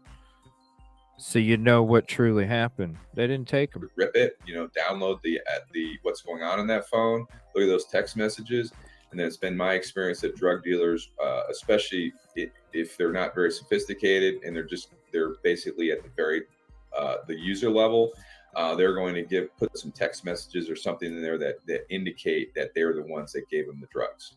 So what would it take to track down whoever distributed these drugs? Well, generally speaking, this is what a forensic pathologist would kind of come in and talk to. But basically, the toxicology report is only half the story. You also, generally speaking, you have to actually do the autopsy and determine what the lungs look like, because when you do overdose on fentanyl, your lungs will fill up with fluid, and essentially you're going to you suffocate along with a lot of other things. Your body, your organs are shutting down, and a lot of other things. And so, if a forensic pathologist would be able, with the toxicology report, look at the internal organs and show that there's indicia of a drug overdose. Still, the case leaves behind many unanswered questions. Well, they should have been able to get a warrant before they left that house, Brad. So they should have been able to get it. No problem. Like why Clayton McGeeney's fiance You know? broke into the rental home multiple days after she last spoke with him. If she tracked his phone to the location, why didn't she find him earlier? Schmidt says there could be an easy explainer. That's why the DNA is going to be the least amount of importance when it comes to this case. It's going to be cast and video. They're going to tear that DNA to shreds. The defense will. For this one. They're going to tear I it to think shreds. she felt there was some foul play. What's up, Sue? Afoot, so to speak, and she was obviously freaking out. She also probably was reacting to her fiance's background or his behaviors in the past. So, and based upon maybe the people he hangs around with, his pattern of life, his party habits. But what's more difficult to explain, what really happened that night. Schmidt says that answer lies with Harrington, Johnson, and McGeeney. I mean, the toxicology, the best witness of any homicide is the body. That's where you start. That's what's going to really tell you the story. And then you go back from there. We reached out to family members of all three men to hear their perspectives, but have not yet heard back. We do know the results of the toxicology report have been shared with family, but so far, autopsy results have not been completed. Reporting for Law and Crime, I'm Sierra Gillespie. 3 Kansas City men found dead in their friend's backyard. We now understand from the reporting that there was cocaine and fentanyl. These are all within the last 45 minutes or so. In their system, okay? Fentanyl, probably the deadliest drug in our midst, all right? It's been 24 hours since that reporting came out. But still, why were they outside when they were taking it? What about the friend who survived? How did they get fentanyl in their system? The police. So there's family members that are speaking out for the first time. Teresa and John Harrington, the parents of David Harrington, are speaking tonight. Say this is 100% not a homicide investigation. That means that they don't believe that someone negligently, recklessly, or intentionally caused this killing, this death. Let's bring in the first family members to speak out since the report, okay? The father and stepmother of victim David Harrington. Now, you may take exception to that and say, he's not a victim. He did this. I think it's an open question. Teresa and John Harrington, thank you both for joining us. I'm very sorry for your family's loss. But Teresa, how does this information, what does it mean to you about what matters here? What matters is that he didn't take that to die. Something happened between either that was given to him. It just means that there's more to the story. There's more to it than just that. He didn't take the drugs to get dead. If he took the drugs on his own, he took them to get high. So I think there's more to the story. John, do you believe that these were drugs that the fellas brought with them that night? Or do you believe they got them there that night? Good question. But how are they going to know? I really don't know, but my thinking is that What's they up, got them Grandson? there. And why does that change the analysis for you? Well, think about what Caleb said. We'll watch Caleb Because again. Somebody gave them something that would kill them. Right. And then the problem with this situation is, well, then why is Jordan Willis alive? Although maybe it explains why he was asleep for 2 days. And why did someone else escape with their life, but not these 3 gentlemen? And how did they wind up, your son and 2 others, outside when this was happening? Teresa, where does your mind take you on those questions? David wasn't a drug addict or anything like that. Peer pressure, Jordan Willis is in rehab. He could have, I don't know, just the peer pressure of taking, hey, I'm going to take this. You guys want some? And they went outside because they were warm or something like that. And, he stayed inside. They went outside and they,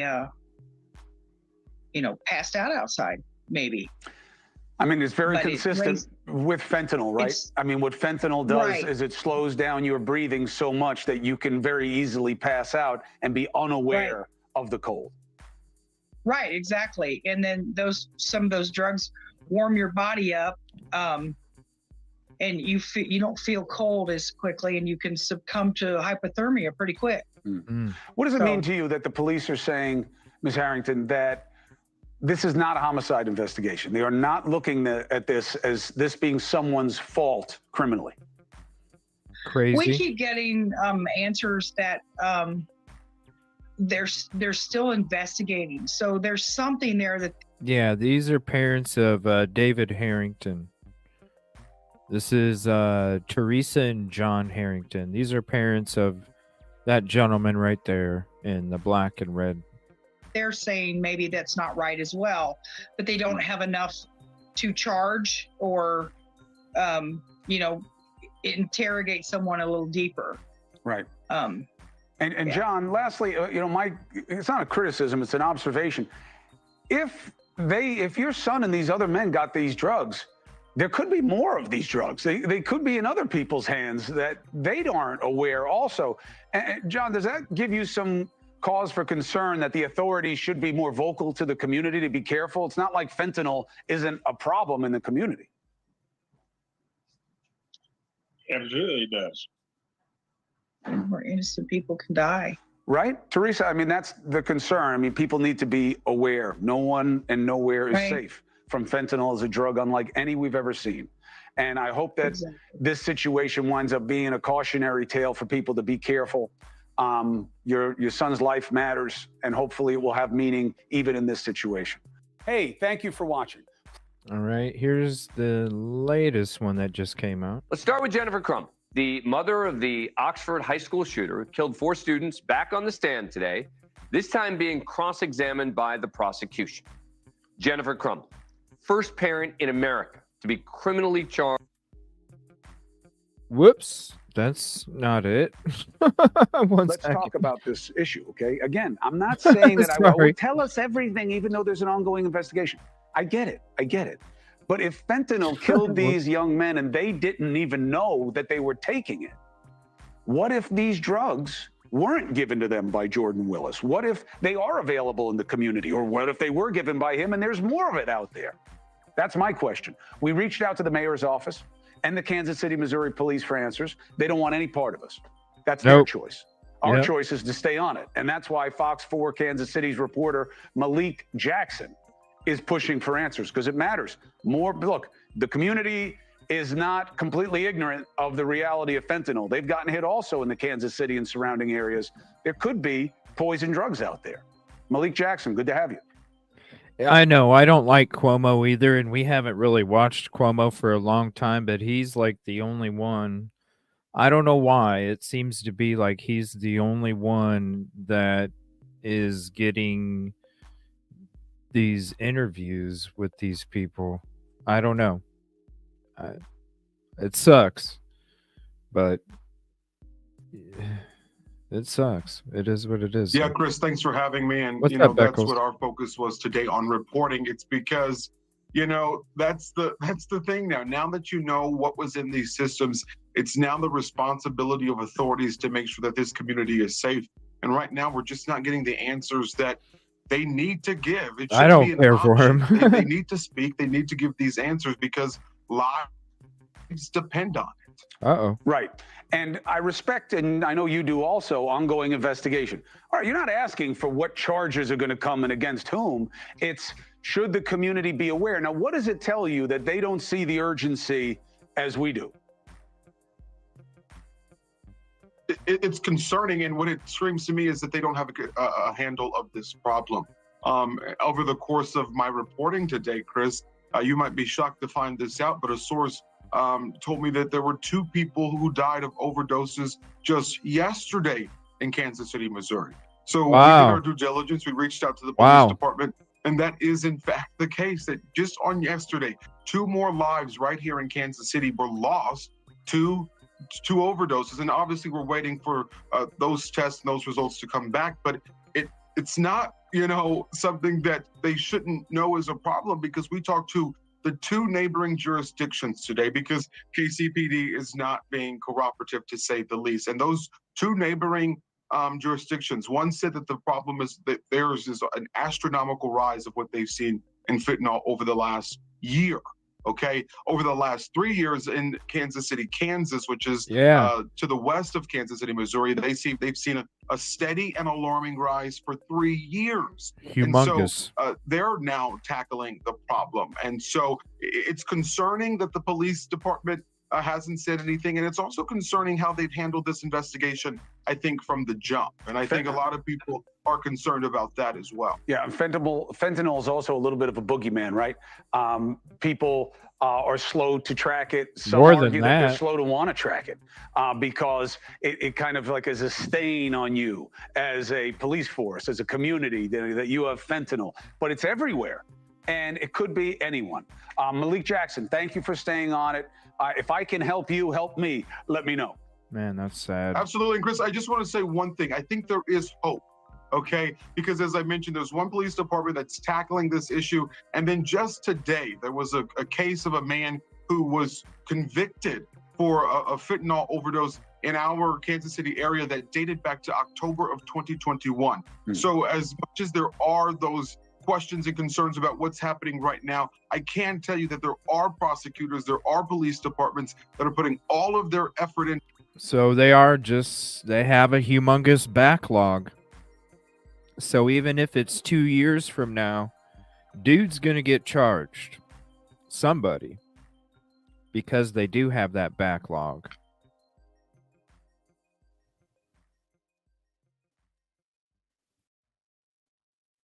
Thank you, Caddy.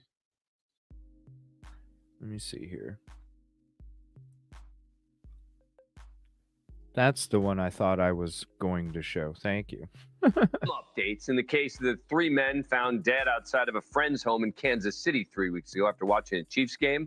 The police now have the toxicology reports, and they apparently show fentanyl, cocaine, marijuana in the systems of all three men. News Nation is told the amount of fentanyl is well beyond the lethal limit, not legal, but lethal, 3 times the amount. The toxicology reports were shared with family members of the three men, 38-year-old Ricky Johnson, 36-year-old Clayton Ticket 111, McGinney, what's up, Tibbin? and 37-year-old David Harrington. After mounting pressure from family and the media, the family's furious over the lack of answers until this point. Meanwhile, the living friend, Jordan Willis, who was a tenant in the home they'd gone to, has moved out of the house, checked himself into rehab. Willis never contacting the police, despite the men being dead and frozen in his backyard for 2 days. His family calling the deaths of his friends a serious wake-up call. Quote, after the shocking loss of 3 of his close friends under extremely tragic circumstances, Jordan recognized he had a problem with addiction. He immediately checked himself into rehab after vacating his home and putting his things into storage. Since the beginning of this case, police have said there are no signs of foul play. They're not investigating this as a homicide at this point, something that the families have pushed back against. Recently, News Nation interviewed the cousin of Clayton McGinney, who talked about Jordan Willis, the man whose house they'd been visiting. A lot of times I'm hearing that David, Clayton, and Ricky were like brothers. Jordan was kind of off on the side. Mm-hmm. True? Jordan's a chemist, bro. Jordan's what? Jordan's a chemist. They all knew him as that. It was easy for them to go have fun, but he made a mistake. Jordan was the chemist. He's a scientist, right? He does what he needs to do. Now, to use my cousin, my best friend, as a guinea pig? See, that's the way the families, at least some of them, are feeling, pointing the finger directly at the other guy who was in that house. Back with me, Geraldo Rivera, Rachel Juarez, judge on TV's Hot Bench, and Jesse Weber, News Nation legal contributor. All right, Geraldo, what do you make of the families are angry? Well, it's a tragedy. As I said 2 weeks ago on this program, this is about drugs. It was obvious to me. They thought they were doing coke. They were doing fentanyl instead. Another one of these tragic overdoses based on fentanyl. It's a tragic accident. It is what's killing every movie star that you see die under mysterious circumstances. Quietly, weeks later, they release the toxicology, and it's fentanyl in the blood. It is a scourge. It is a killer. If you want to find out who's responsible for those 3 deaths, find out who sold the scientist there, the chemist. 100. The fentanyl, the coke that was supposed to be 100. Yeah, but it sounds to me like they're basically saying, I mean, at least that family member was saying, this guy was probably cooking something up there. I agree with Geraldo. That's a possibility. I think it might be premature. Remember, we still don't have the cause of death or the manner of death report from the actual ME, the autopsy report. What I could say is who introduced the fentanyl. If we accept the possibility that it was the fentanyl that killed them all at the same time outside, and perhaps Willis himself took it as well and was knocked out, who introduced it there? Was it Willis himself? Did he know it was part of the drugs? Did he get it from a dealer? We have covered cases before where people lace drugs with these kinds of toxic byproducts, and they're brought up on criminal charges, whether it's manslaughter or something else. So I think that is the next step in the investigation. Even though they're saying it's no foul play, even though they're saying it's no homicide investigation now, that could change once they get more answers. Rachel? Yeah, absolutely. I mean, the issue of whether or not they voluntarily ingested it, whether they knew what they were taking, and if they didn't, who was responsible for the introduction of the fentanyl into whatever they ended up taking, I think that's got to be where the police are going. And we'll see what happens from there. And then we'll get the autopsy report and see if the fentanyl contributed to the death. I mean, look, either way, it contributed. If they froze to death, it's because they took so much fentanyl that they ended up outside in a lawn chair, without food. It had to be. So one way or another, the fentanyl. I mean, there's no other explanation as to how they died other than drug use, right? Of course. So the question is just going to be. Well, it could be hypothermia. Well, no, fine, hypothermia, but the only reason that they're out in the cold is as because a result of being outside. Right. Of course. And cold and opioids work the same way. They slow your respiration. Your heartbeat slows down. Your breathing slows down. You're outside. It's below zero. At a certain point, your body doesn't support any kind of heat at all. Your temperature drops way down until your heart stops. That's what happens. Thank you for watching. Go to newsnationnow.com. And I want to say thank you, Janet Shepard. Contribution call out. Great topic of knowledge we all need to hear. Thank you for the kind words. I appreciate that very much. Thank you so much. I live in Missouri, and it seems like every day we hear of another. Yeah. It's a huge problem over there. That, if they're charging people 2 or 3 years later, they do have a backlog. But at least shit's being done. Hey guys, I'm feeling kind of woozy. I'm gonna go lay down for a little bit, and they were just feeling warm. Who knows? Who knows? Many have been waiting to hear. Family members of the 3 football fans who were found frozen say they have seen toxicology results that show the victims had multiple illicit drugs in their systems, including deadly amounts of fentanyl. Amber Cogliano has details. The 3 fans mysteriously found dead after a Kansas City Chiefs watch party all had fentanyl, cocaine, and marijuana in their systems, according to a new report.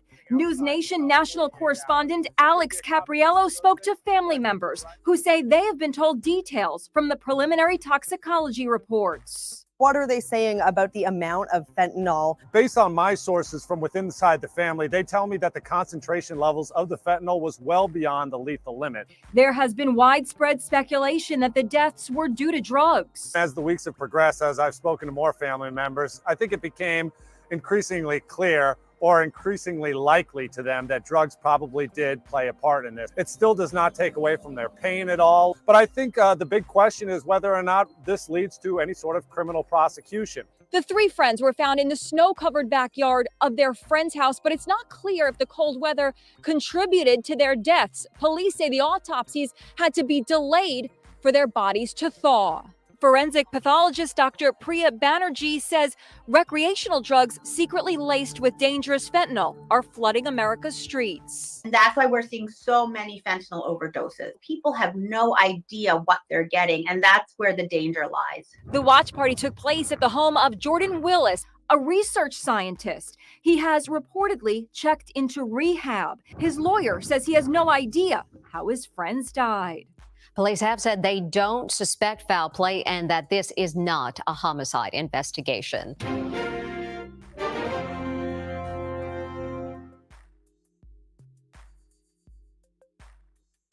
If someone dies while someone is in the commission of a felony, you can be charged with murder, and in many states it is death penalty. So I'm just sort of flummoxed by the idea that this house was not a crime scene. Does any of it make sense to you?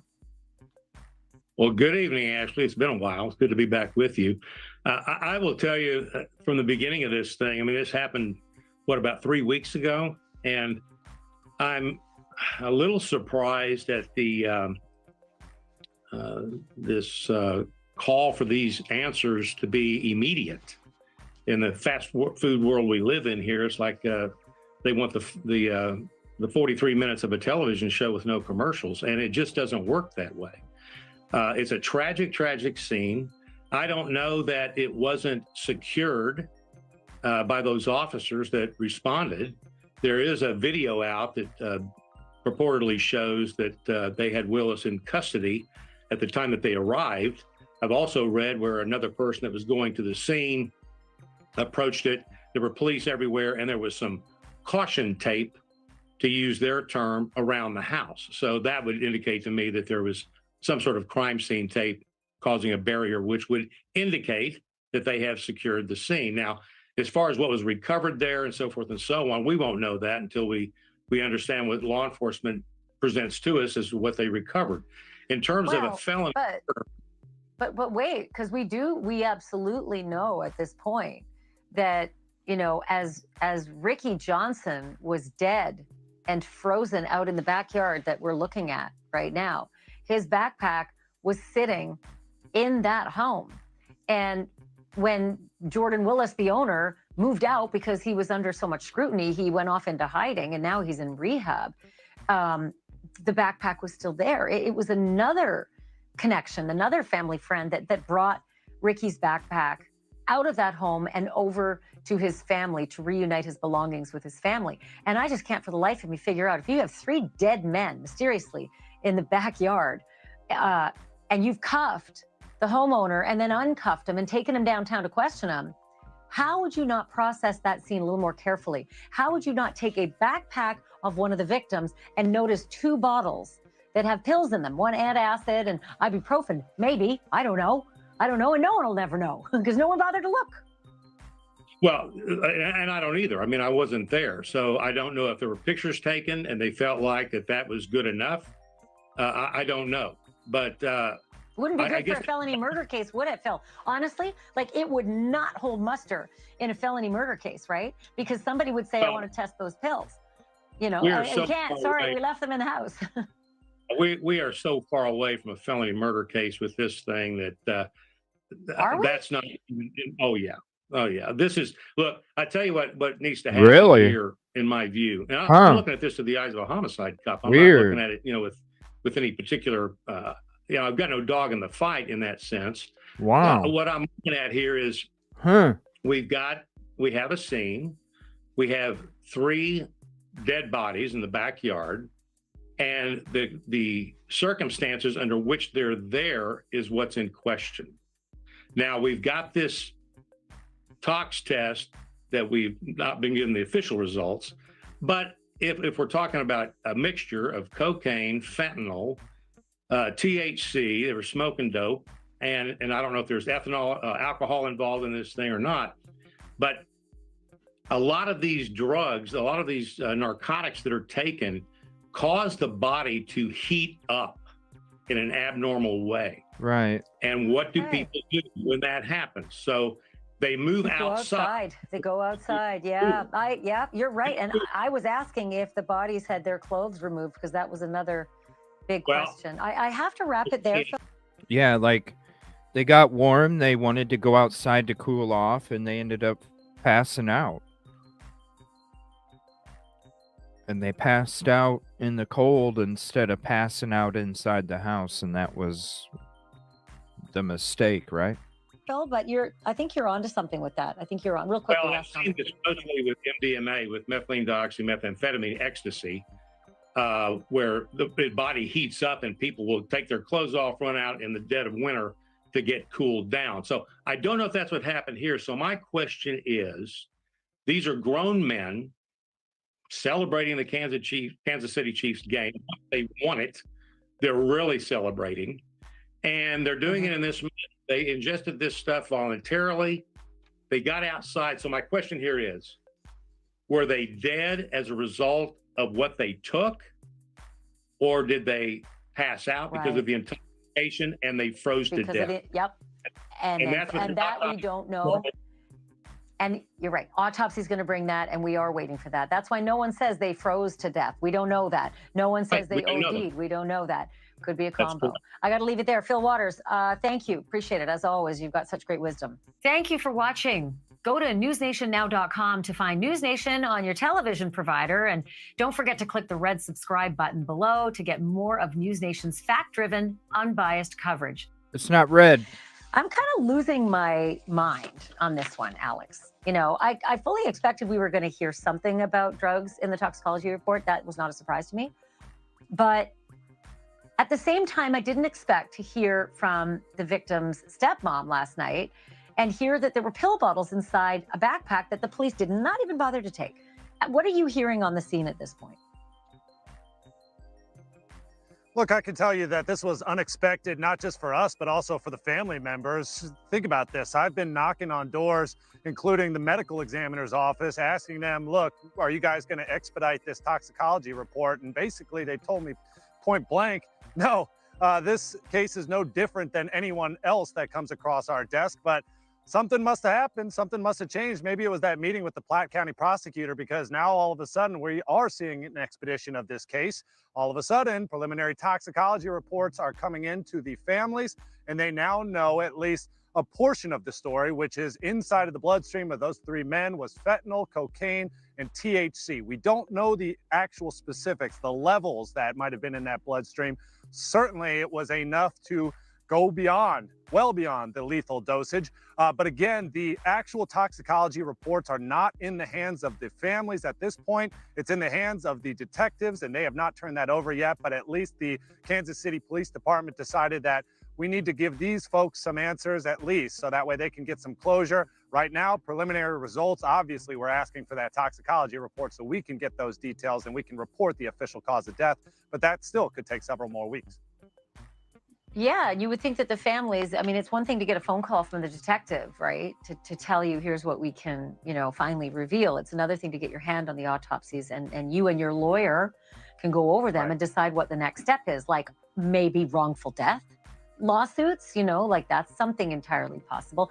I'm curious, Alex, I'm not going to suggest for a minute that you have been able to dig into the digital files of all of these people, the party guests, Jordan Willis, etc. That's likely something that is tightly held by the police. But is that a mine that should be looked at this point? The fact that maybe there was a whole bunch of chit chat between all the guys before they came over for the visit to Jordan Willis's house pertaining to what they might be bringing with them for fun, party favors. I think that's a great question. I think that if this does move to criminal prosecution, certainly phone lines and text messages, Facebook messages, social media chats, that's all going to be closely examined. Obviously, we heard yesterday from the cousin of Clayton, Caleb, who said that this was just a normal activity that happens when surrounded by Jordan, that he is known to manufacture and distribute drugs to his friends for recreational purposes, was that line of thought. But certainly, I think the families, when speaking to them, they're not against criminal prosecution, but only if it actually is deemed to be criminal behavior in terms of maybe passing out these drugs, which ultimately led to their deaths. They're not saying, they're not pushing for that. Yesterday, it was mostly about just, look, we want answers. We're hoping to get those answers. And if it leads to criminal prosecution, great. But I think, honestly, that meeting with the Platte County prosecutor is probably what expedited this toxicology report, because now, all of a sudden, the Kansas City Police Department, the medical examiners are seeing real action being taken by these victims' families, and they're hustling it along. Yeah, I mean, I smell a wrongful death suit, probably 3 wrongful death suits at this point from the 3 different families. Listen, I can't imagine what they're going through, because it's bad enough to lose your loved one suddenly. And then it is brutal to lose your loved one and not have answers. And I can't even for a moment fathom what it's like to do that in the national spotlight and then to get this call and this to be in the national spotlight. Are any family members sort of, talking about the effects of this on them? I mean, I just would imagine that they're grieving privately, but has anyone said anything? They're probably just waiting. You know, what's interesting is I think this brings a sense of relief. Yesterday, when speaking to them, they said, we just want to know that people are looking into this, that this is an actual investigation, and that we don't have the answers, but at least someone's looking for the answers. And so when answers did come today to their doorstep, to their phones, I think that was a relief. Oh my gosh, now we sort of are getting closer to the answers that we've all looked for. That being said, I don't think, at least the family members that I spoke to, it was much of a surprise. I think just about everyone had the idea that drugs were the main contributor here. If it's not the only contributor, it's at least one of them. And so I don't think that there's necessarily a sense of surprise, but I do think that there is a sense of relief knowing that it's coming to a close. Alice Capriello, as usual, great job. Caleb, no. And what did he share with you? Yeah, I'll tell you what, Caleb is very, very distraught, as any family member might be, because this was just an unexpected death to happen to him. He says Clayton was like his brother. He was cousins with him, but they were like brothers. They were like this. And so to have something like this happen to him and his family is just devastating. He was actually showing up at the Platte County prosecutor's office, where the other parents of these three victims were told to go today for a meeting with the prosecutor, but he wasn't allowed into that room because it was specifically for parents only. Even still, he's really hurting about this because he feels like he knows what happened, something that the rest of the country is surmising what happened, which is drug use, abuse, and overdosing. And he says he knows a lot about Jordan Willis, the fact that he goes back all the way to high school. He knows the drug habits that happened within this circle of friends, and that he often says that Jordan was a supplier for that. Of course, this is an allegation from Caleb. This is not something that's been independently confirmed from law enforcement, but he says he has a theory about what happened, and he thinks that Jordan is responsible. Take a listen. A lot of times I'm hearing that David Clayton, and Ricky were like brothers. Jordan was kind of off on the side. Mm-hmm. True. Jordan's a chemist, bro. Jordan's what? Jordan's a chemist. They all knew him as that. It was easy for them to go have fun, but he made a mistake. Jordan was the chemist. He's a scientist, right? He does what he needs to do. Now, to use my cousin, my best friend, as a guinea pig? No. What about Alex Lee? What do you know about him? I know him. Yeah. Any idea that he might have brought drugs? No? Jordan had him. Jordan was one. So you don't think any more attention should be paid on Alex Lee? Alex Lee is a good man. He's a good man. Alex Lee is a solid. He was one of their best friends forever. Jordan is somebody that is known from high school as like creating drugs for people to make them feel better in certain situations. Okay, well, you want to do this? Okay, I'm gonna make this for you. I'm gonna make this for you. I'm gonna make this for you, and handing them out. At this point, the country knows what's gonna happen, right? What the toxicology reports are what they're gonna reveal. We all know that. Okay. Who is the one that gave it to them, and who is the one that needs to be held responsible? Where did it come from? The police are doing their job. If it takes time, it takes time. I will never tell them they're not doing what they should be doing. They're doing the best they can. It takes time because you want it to be correct at the end of the day. Mm-hmm. And that's what I hope is when at the end of the day it comes out correct. And when you think about it, there's a difference between Jordan and the three men. Those guys had relationships, they had children, but I keep hearing that Jordan was a single guy who had a house, who had access to drugs, and so it would make sense that those men might go there and use drugs recreationally. Of course, we don't know that for sure until a toxicology report comes out. And that was from a couple days ago. Tiffany, I thought you'd want me to play that since you were talking about that so much. I figured you'd enjoy that, watching that again. She posted in the big group for Idaho4, Banfield. I cannot stand when someone defends people like this. It's sickening to me. I've seen Fent. Oh, I'm sorry about that, Katrina. Again? Yep, because it's my show. Katrina, that's why I said Jordan probably made the batch and effed up. Sprinkled dust, Tiffany.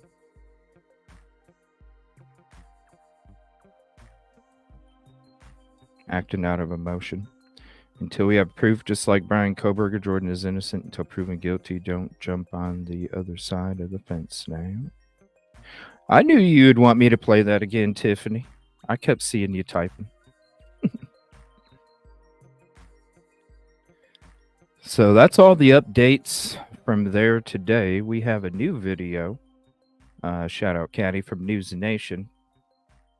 Discussing, or not News Nation.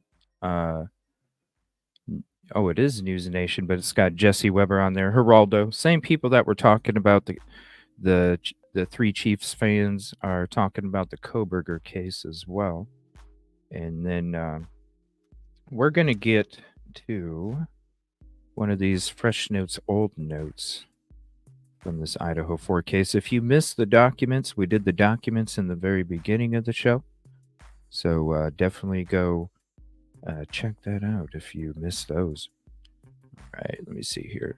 So here's the latest video from News Nation about the Koberger case. Accused of killing 4 Idaho college. Can murder suspect Brian Koberger, accused of killing 4 Idaho college students, get a fair trial where the crime occurred? His lawyers say no, now asking that his capital murder trial be moved. As of now, Koberger is slated to stand trial in Moscow, Idaho, population 28,000, which is where the 4 University of Idaho students were killed inside their home on November 13, 2022. In a court filing, Koberger's attorney arguing, quote, I like how this new banner thing kind of blends in with my border. That's pretty sweet. And then when you highlight a message, the circle of the photo kind of blends into my border too. I like that. And then it leaves the Evil CJ show open. I like that. A fair and impartial jury cannot be found in Latah County, owing to publicity, small size of the community, and the severity of the charges Mr. Koberger faces. Enlarging the jury pool will not do anything to overcome that pervasive prejudicial publicity. She's requesting that not only the jury be pulled from outside of Moscow, but outside of the county in Idaho. Yep. And that the trial itself should be moved elsewhere as well. But prosecutors responded Thank you, by Christine. pointing to the case's global notoriety. I hope so They too. said, it's not Moscow. It's Change not of venue. Latah County. It's everywhere. So I don't think that a change of venue is going to solve any of these problems. I have people, friends in this community have traveled to Mexico and they say, you're from Moscow? And immediately they want to talk about the case. Back with me is Geraldo Rivera, Rachel Juarez, judge on TV's Hot Bench, and Jesse Weber, attorney and anchor at the Law and Crime Network. Geraldo, change of venue? Definitely. I mean, it's a small town. This is a brutal, horrific crime. Imagine the guy with the... Yeah, Fallon, that's right. Just that Law and Crime episode, the first one we went into where they had that guy in there, he did bring that up. He said that maybe if they would have stayed inside, you know, they might have been able to make it through as well. Yeah. So that first video, Law and Crime, definitely was definitely probably one of the best that we've watched so far. Definitely. Butcher knife going and killing these kids. It is every person's nightmare. Damn, that lives in one of Geraldo. these single family, even multi-family homes. Damn. You think about that, and to think that he actually did it and killed these 4 beautiful children.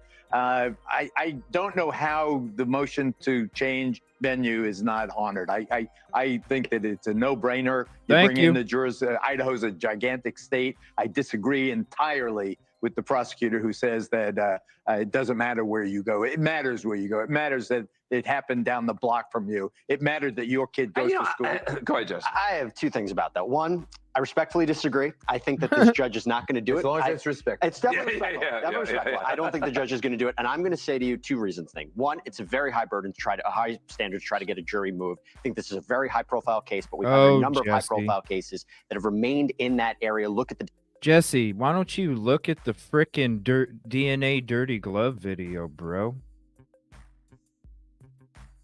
You're so ready to throw your fucking opinion as fact all over the place. I'm honestly getting tired of it. That's just me. When you want to have a live Q&A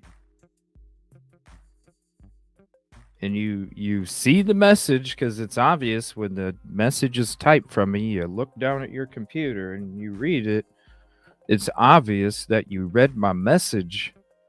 Why in the hell are you not talking about it, man?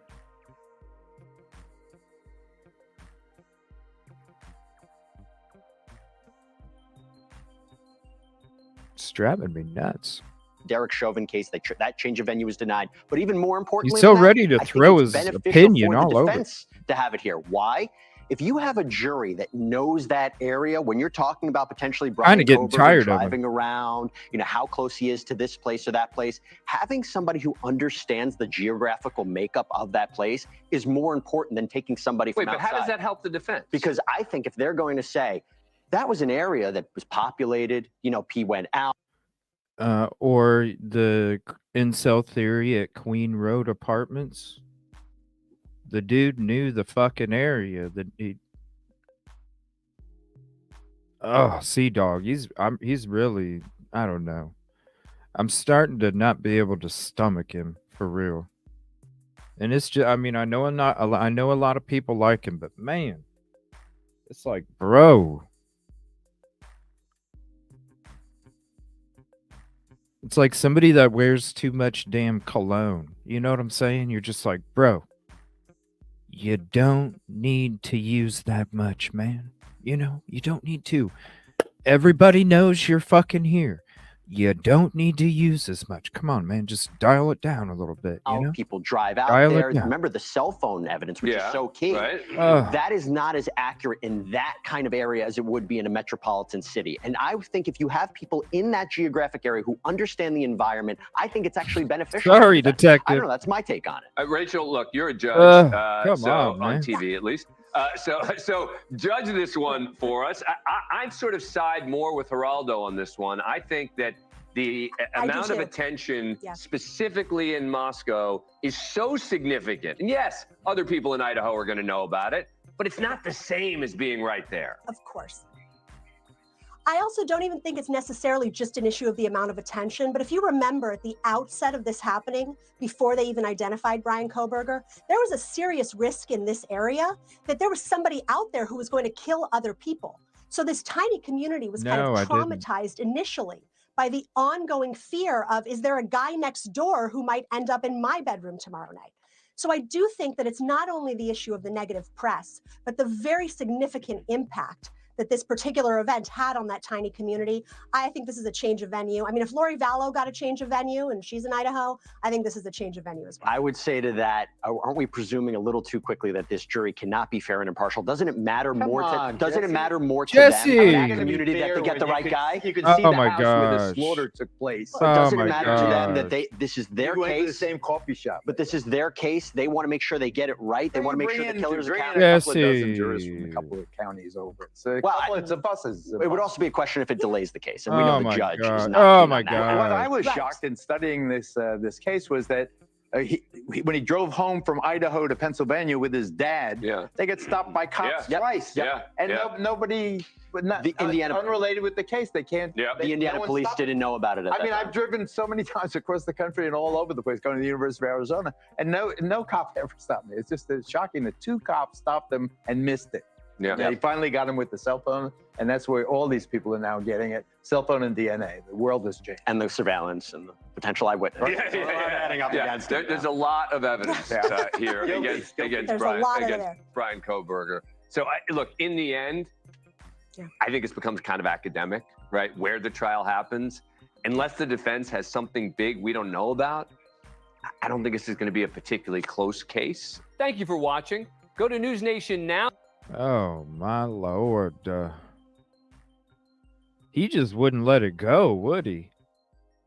You got two of them saying, yeah, change of venue.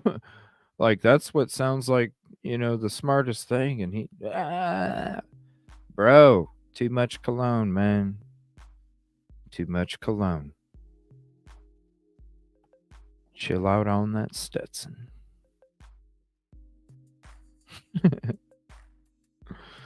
All right, so this is a fresh old note from Conspiracy. We've been talking a lot about the private drive lately, the food truck, the red Mustang.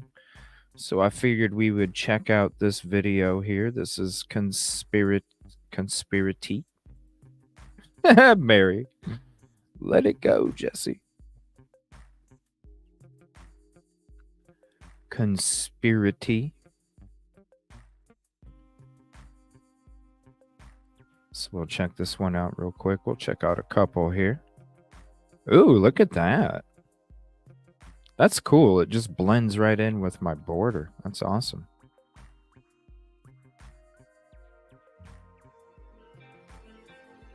Mute it because of the music. Welcome to Conspiracy T. Welcome back to my channel. I wanted to talk about a few things in this video, one being the food truck video and the red Mustang that authorities have been seen searching. Now, we know from Joe from the food truck video and his interview that the girls were seen getting into a dark four-doored sedan, leaving the food truck to go home. Law enforcement has also said that the private driver is not a suspect at this time. So we see in this photograph law enforcement searching a vehicle, and it appears that there's a blue vehicle in the driveway.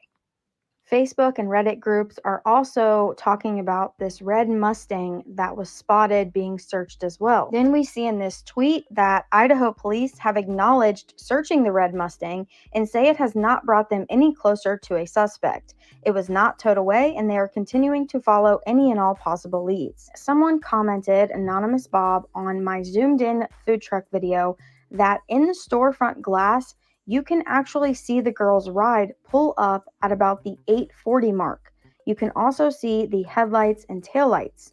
So I think Anonymous Bob is right that from that point, the girls are pointing to their ride.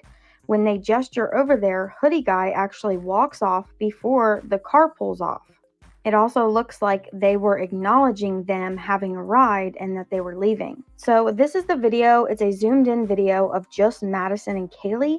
But I went a step further to show you guys where this vehicle pulls up. So I'm going to start the video at exactly 8:40. You're going to look where I have my arrow pointing. This is where the car arrives.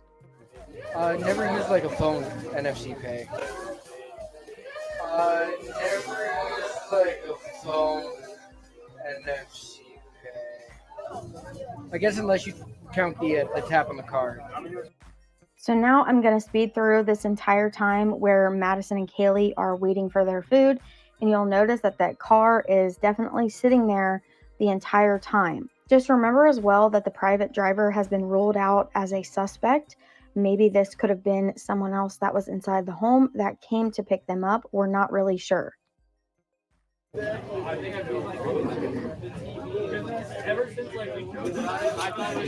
Order 85. Thank you. Can I do the big burrito? But I'm really quick. I'm so sorry. Can I get it with that? That's Chipotle slaw. Yes, you absolutely And can. then without the onion salsa. No salsa. And do you guys have sour cream or no? We do not. Okay, that's okay. And And that's everything. would you like chicken or pork to be the meat? Chicken. Chicken. Got it. So we're doing chicken burrito, no slaw, and then no.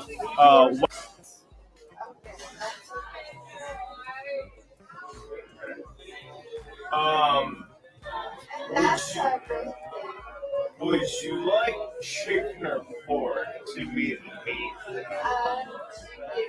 Chicken. So we're doing chicken burrito, no slaw. Oh, the sound. No. Now, I don't know what you guys think, but that kind of looks like Mustang taillights to me. Joe Yep. also said in his interview that the driver, a guy, got out and yelled, "Hurry up." So that makes me think that it could be a friend as opposed to, say, See you an later, Uber Jen. driver. Thank And you. law enforcement calls them a private party and not an Uber driver. So it could have been a friend. Someone sent this to me as well. This is the other guy from the food truck video. And this was a comment that he made on a TikTok video. See, I was told they Ubered home, The but they got TikTok. picked up in a blue car that had a couple of guys who seemed like they knew them. There's also a blue car, same blue, parked at the scene the next morning, which would make it not an Uber driver if it's the same car. Now, I believe that this is the vehicle he's referencing, but I don't necessarily think that's the car that picked him up from the food truck. And then someone else posted that this was Kaylee's vehicle that she had listed for sale on Facebook, a 2011 Subaru Legacy. Now, this is a four-door sedan and it's also blue. I'm not sure if she actually sold this vehicle or not since the listing looks to be active. But again, I don't know if this is the vehicle that picks them up in that food truck video. Now, again, law enforcement does not believe that the driver of this vehicle is involved at this time. We know that every little detail and small thing can make a huge difference in these cases. So let me know what you guys think down below. Please like this video. And here's the link for the video. Again, it's Conspiracy.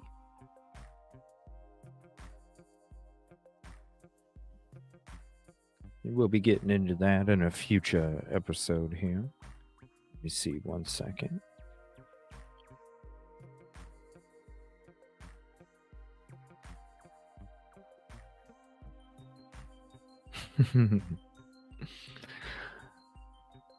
Go back to this. I wanted to watch this court TV. What's see, I don't spend time in I don't spend time in Gray Hughes's channel. What's all this backlash he's getting or whatever?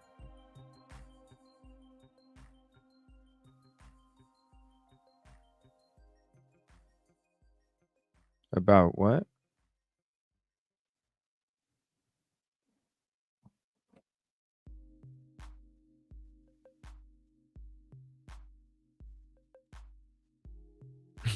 Sea Dog.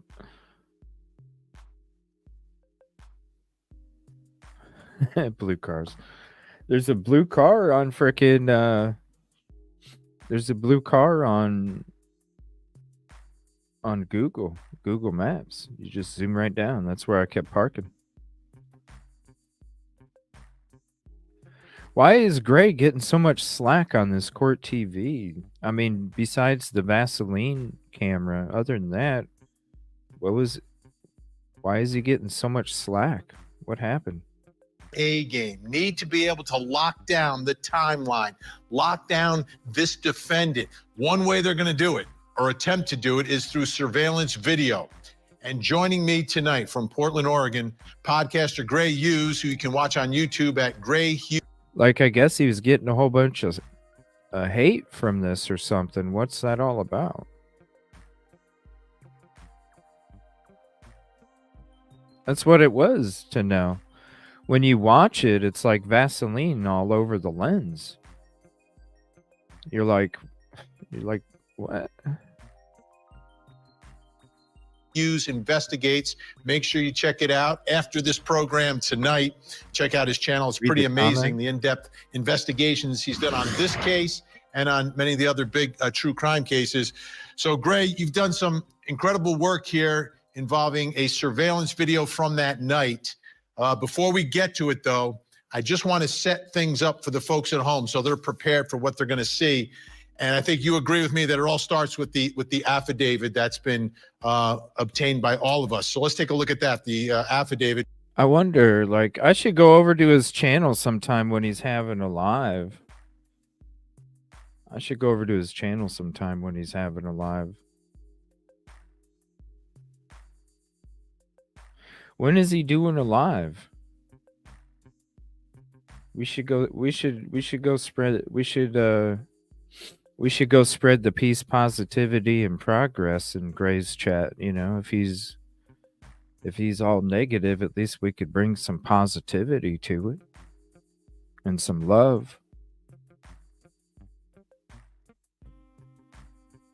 We should all go hang out over there one night.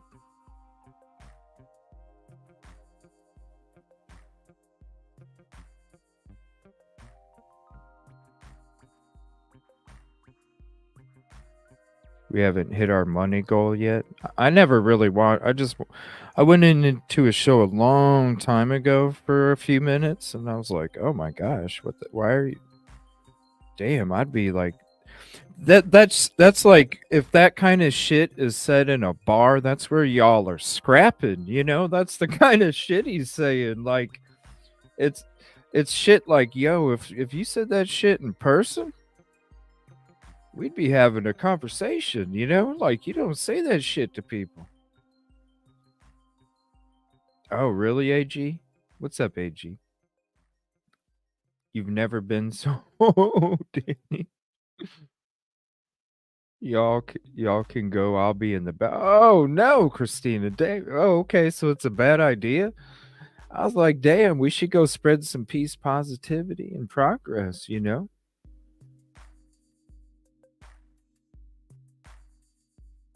Show some of his community what community is about. GoFundMe for expenses for his dog. What's up, Holly?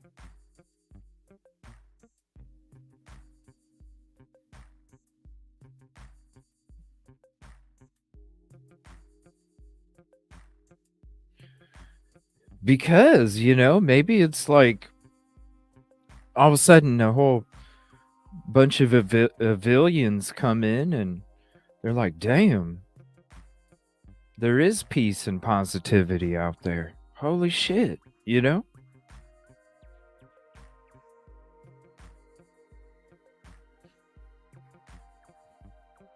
I wouldn't be opposed to it. If anybody wants to, let me know. Positively. Oh, yeah, I'll stay. Oh, they're they're a community that it's 100%er. I got you. Take one for the team, Tiffany said. I got you. Oh, jeez. Oh, really? He has a goal. Every night he has a goal nightly. Really? Huh.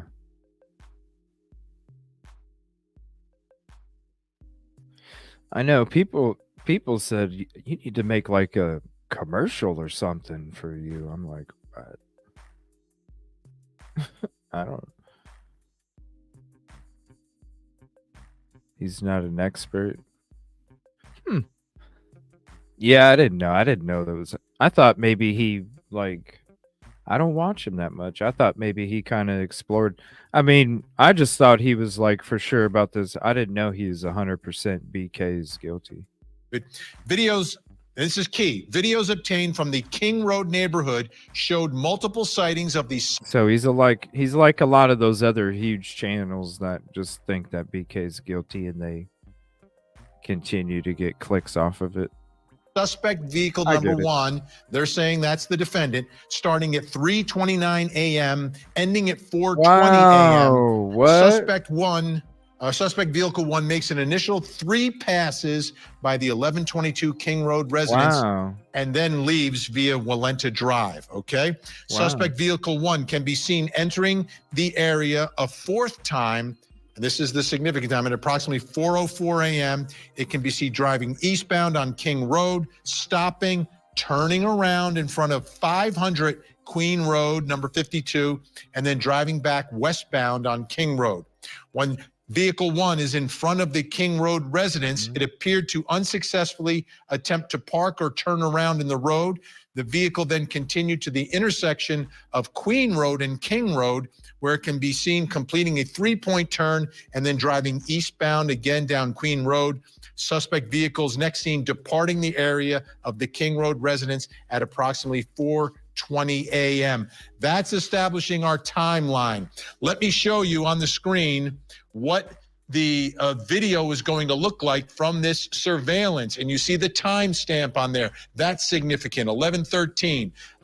This piece of the video from 3:31, 3 seconds a.m. Now, let me show you the map of the route that the suspect here may have taken. Take a look at the loop. You can see where the crime scene is. That's the house. The red is this looping way you can get around the neighborhood, and then you've got to go in the neighborhood.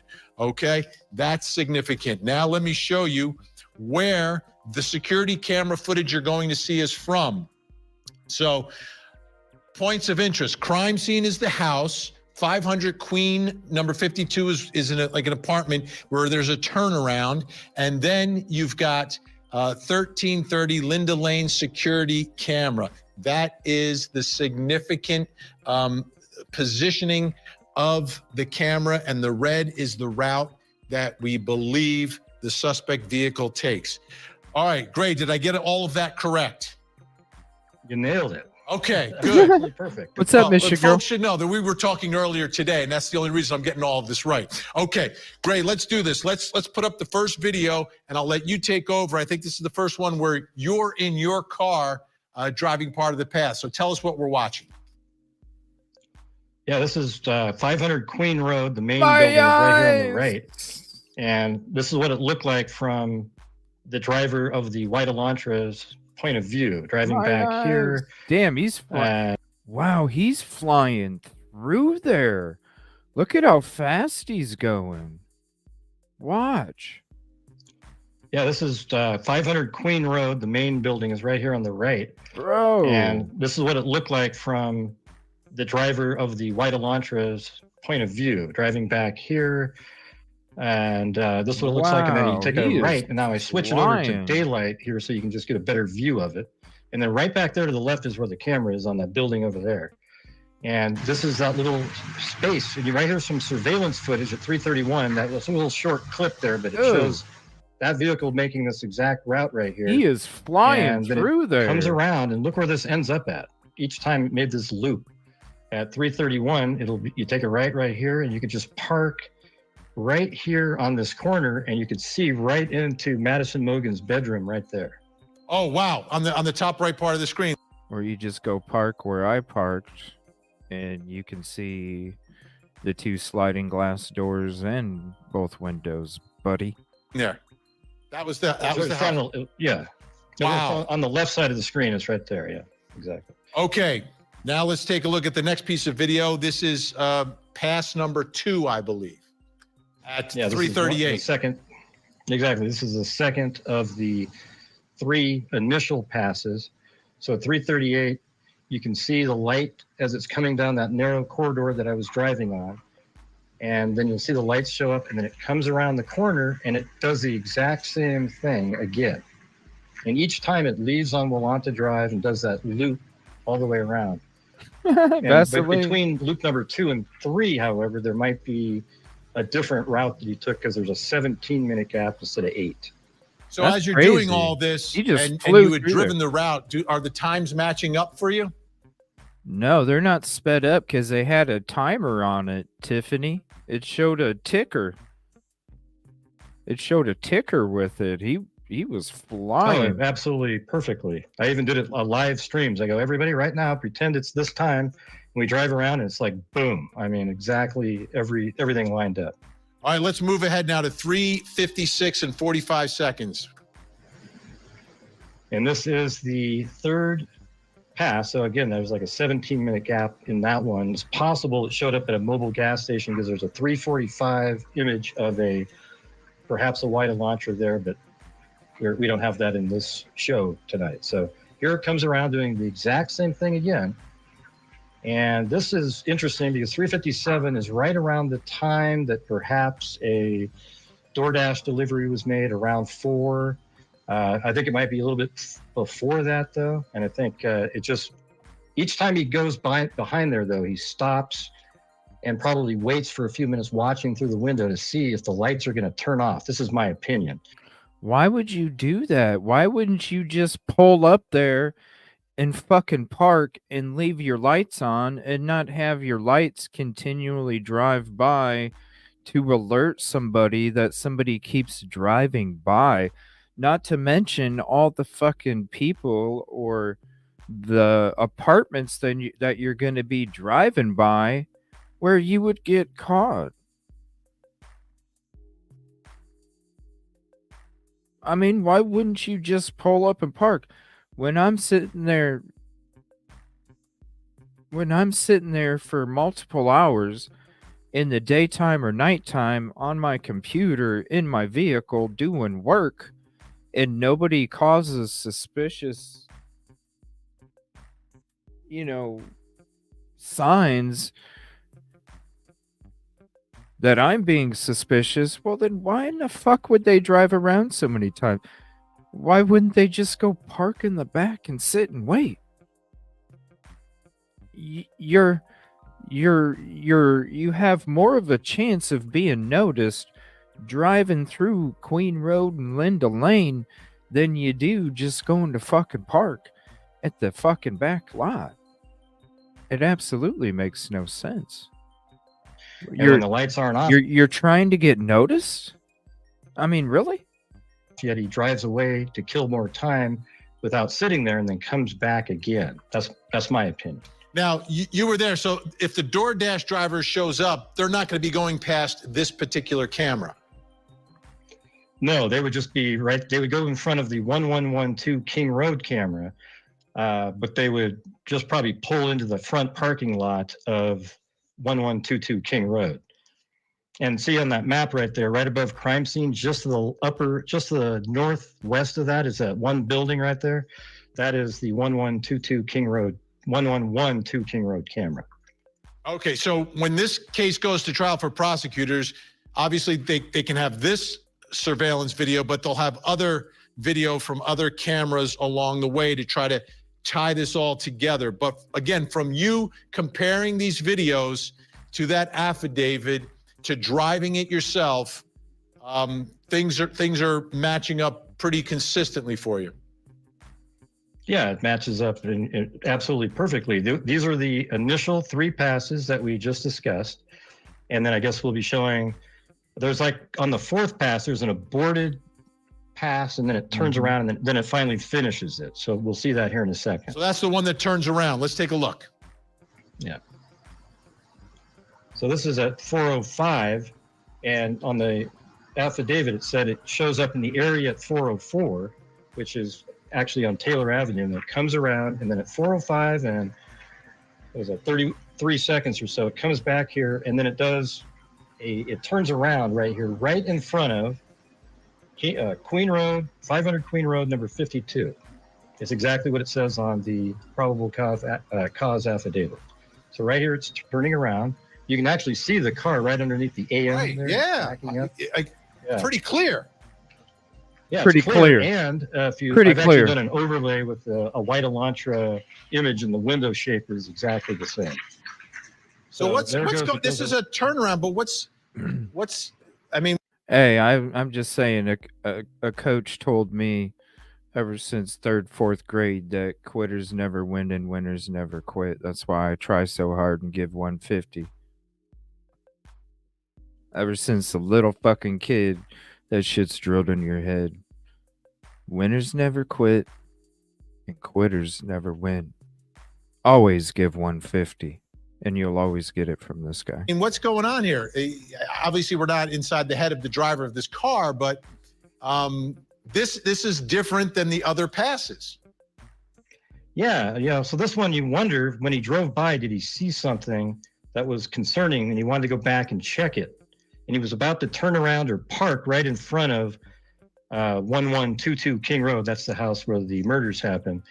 But he didn't do that, and then he continued on to Queen and King, and now look at, he's coming back. Oh, I guess we're repeating that part. Yeah, this is the repeat of, just so folks can see it again, because this is different than the other passes, and here you get the best look at the vehicle. Again, as you said, right under where it says AM, that is potentially the killer's car here. Yeah. And amazingly, Brian Koberger owned a 2015 white Elantra. White Elantra. All right, now let's get to the final pass. Again, the timing here is very significant as well as we move to the next video, starting at 4:07. Right, so he did the 3-point turn at Queen and King. Now he's actually going quite a bit faster. I timed these. He's really hustling. It's almost like he noticed something. It's his time now. He's going to get there. And he comes around the corner, and look what time it is, 4:07 and 41 seconds or so. I think he parked at 4:08. All right. And then at 4:08, probably exits the vehicle sometime after that. And then at 4:20, it leaves at a high rate of speed. But interestingly, in between 4:08 and 4:20, a knife sheath was left inside the house on Madison Mogen's bed that contained the DNA of Brian Koberger, who also drives a 2015 white Elantra. And this is exactly how prosecutors have to lay this out for the jury, because you don't have a confession here. You don't have you have a witness who sees someone in a mask. I don't think the surviving witness can significantly identify the person by the face because of the covering. But this is the type of evidence that a jury understands and then kind of shifts it onto the defendant to try to explain it. Or are they going to say it wasn't me behind the wheel of the car? Now, 4:08 to 4:20 is the window of time where everyone believes the murders took place. The one thing you said I found very significant, though, that he was moving quicker. Whoever's driving that car was driving quicker in that last final pass towards the house. Adrenaline is rushing. It's go time. To me, that would resonate with the jury as well. Yeah, I totally agree. I think that's exactly what was happening. It's like 60% faster. I mean, it's really hustling. If you watch the other ones, he kind of trickles around and watches, but that one is just boom. He's going to park. He saw that maybe the lights were off. He wasn't waiting anymore, and then bolted down the bank through the sliding glass door. And I think, likely probably went to Madison Mogen's room first. Right. That's my opinion, but yeah. And again, you've been there. Where he's parking, very close to the home, and you're going to go. It's not the front door. You're going down a hill, sort of the side, because the house was built into like the side of a hill. Exactly. Yeah. Just right up there to the left there is where you would park. Kind of where that truck is, a little bit further up on the left there. Yep. You could see it right back behind there. I did a 360-degree video where, have you seen those where you can look around in all directions? Yes. And so it's kind of interesting when you place it up there, you can just look around and see all the angles that he would be seeing. Like right there, that's almost where you'd be parking, just to the left a little bit. You can see right through that window. Unbelievable. Gray Hughes. It's Gray Hughes Investigates on YouTube. You go on there.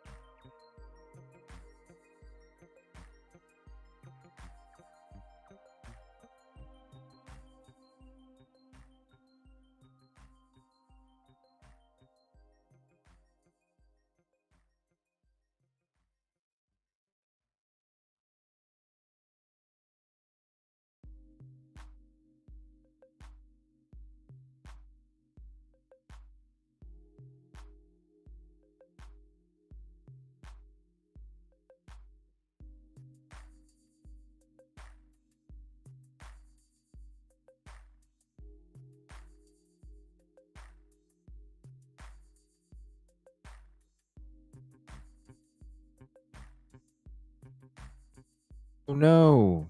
Dang it. Thank you. Shit, I don't even know. What's up, Sue? Saw you sneak in there. Uphill and Walenta. Speechless. Yeah, I was muted. Shit.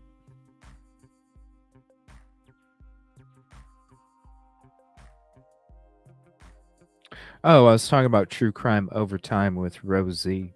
Yeah, she put out a new video. We're going to check that one out. And I was saying that, like, right now, it's like 4 a.m. for her. So I'm trying to, like, once this restoration crew is done next door, I think they said they were going to be, I should be good to go at the end of the week, next week. They should be finished up next door, and they should be done over here by next week. Because unfortunately, the only time we can do a show together is when it's morning, and I never know if I'm going to be available in the morning or not, just because I'm waiting on this restoration crew last minute every freaking morning. Like this morning, got up this morning, they were already hammering away, tearing shit up, and I'm like, yep, well, I guess I ain't having a show this morning. I'll just get some extra rest. Just caught up on rest. No. Koberger, it says, does surveillance show Koberger Elantra? I asked, does surveillance show Koberger at all?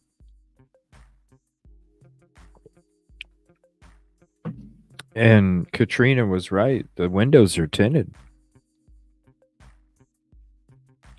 So, the windows are tinted.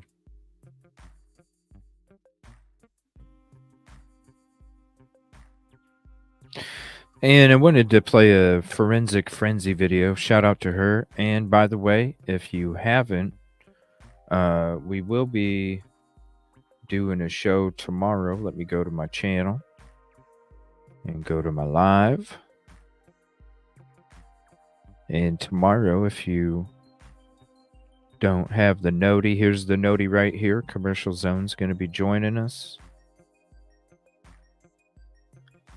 analyzing the PCA, and we're going to have special guests Forensic Frenzy, Kib Kitty, and the law offices of Andrew D. Myers joining us tomorrow night. Good night, Tiffany. 6 o'clock Central, 7 o'clock Eastern. And Andrew said he's going to have his coffee and energy drinks ready to go.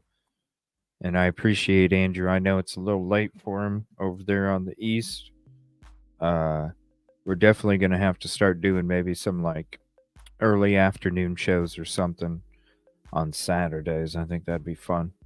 Good night, Tracy. Oh, sorry. You were saying good night to Tiffany. Yeah, definitely hit that noti. Come hang out with us tomorrow night. It's going to be a lot of fun. All right. So first we're going to check out this Forensic Frenzy video, and then we're going to watch True Crime Overtime's video with Rosie after that. Let me see here. Let me drop. Where did that go?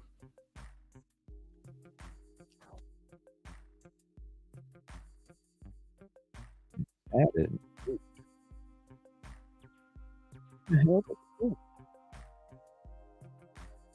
There it is. Yes. So Forensic Frenzy will be joining us tonight. Hopefully go show some love. If you're not sub, go sub. And then go show some love on this video. She's at 1.92. Congrats, Forensic. This is the latest video. Go show some love to this. There's a link to this video as well. Hello, everyone, and welcome back to Forensic Frenzy's Idaho 4 series.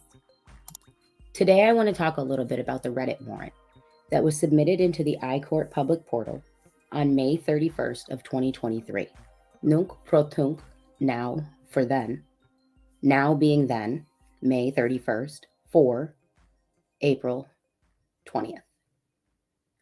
So, I went back and connected a few dots, and I would like to get your opinion of how you think the connected dots translates. She's so What smart. do you think the dots I've connected could mean? Now, according to Cornell Law School Legal Information Institute, nunc pro tunc is Latin, meaning now for then. So now, in our case, will be March 31st of 2023. Again, for then, April 20th of 2023. So, according to the Legal Information Institute at Cornell, nunc pro tunc is intended to make corrective action to the judicial record or set the record straight. It's intended to remedy things like clerical issues, to clear errors, to prevent injustice, and overall more clearly reflect the intention of the court. Therefore, when the document is submitted it is treated as if it had been submitted when it should have been, dated for the original date of its submission.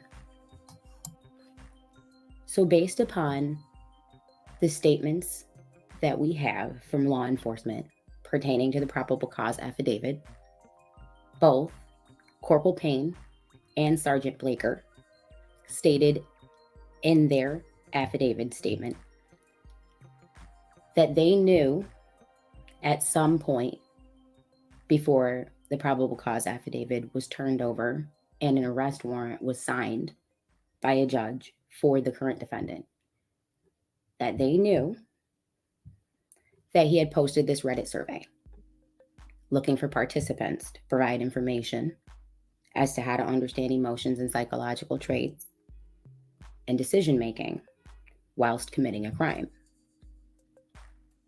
So, what else do we know about this Reddit survey? Or what else do we know about the survey warrant?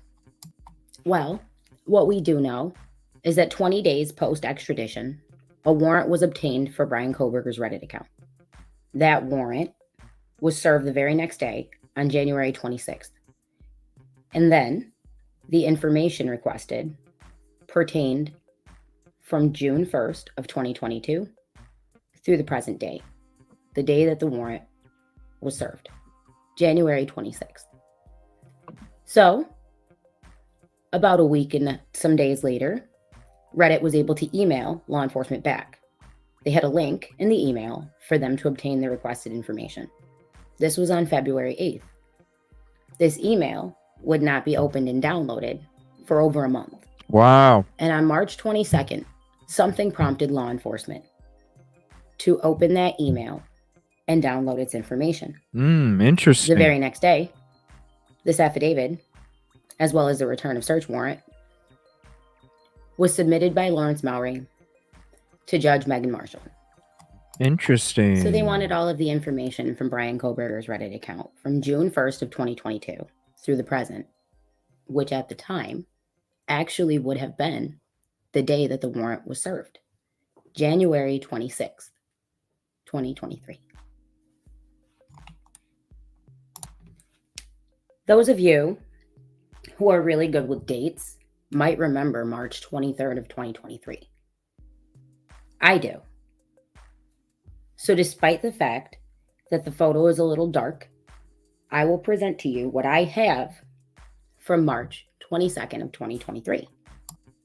So, on March 22nd of 2023, Richard Batanti, the private investigator for the defense, submitted an affidavit in support of motion for out-of-state service to bring Bethany Funk back from Nevada to Idaho and make her testify at the preliminary hearing, stating that Bethany Funk may have had exculpatory evidence.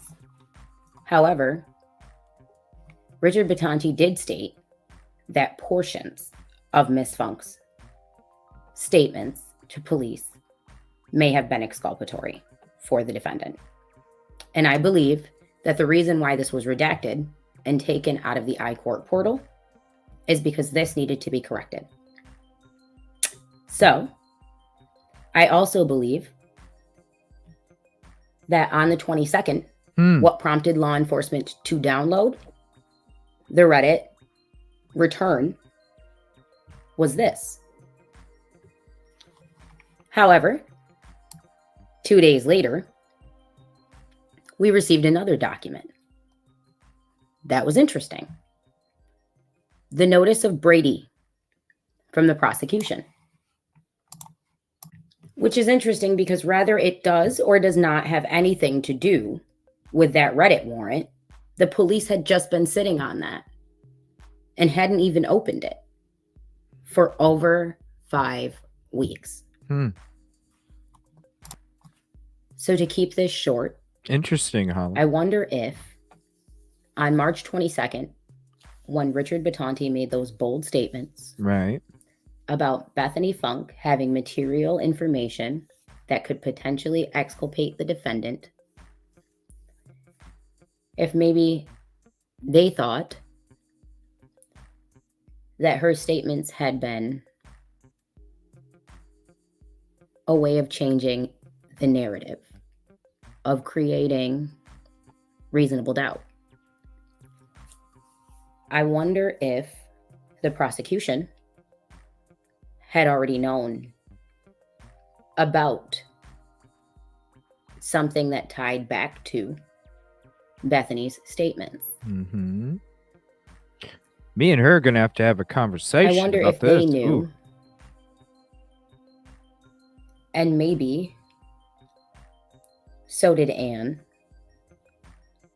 that Dylan saw one person, but Bethany saw another. Yeah. And the Yeah. prosecution and law enforcement knew on March 22nd exactly where to go to show her that Bethany Funk's information was not exculpatory. Reddit.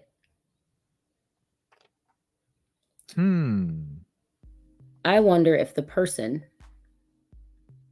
that Bethany Funk indicated was in the home is someone law enforcement believes came from this Reddit survey.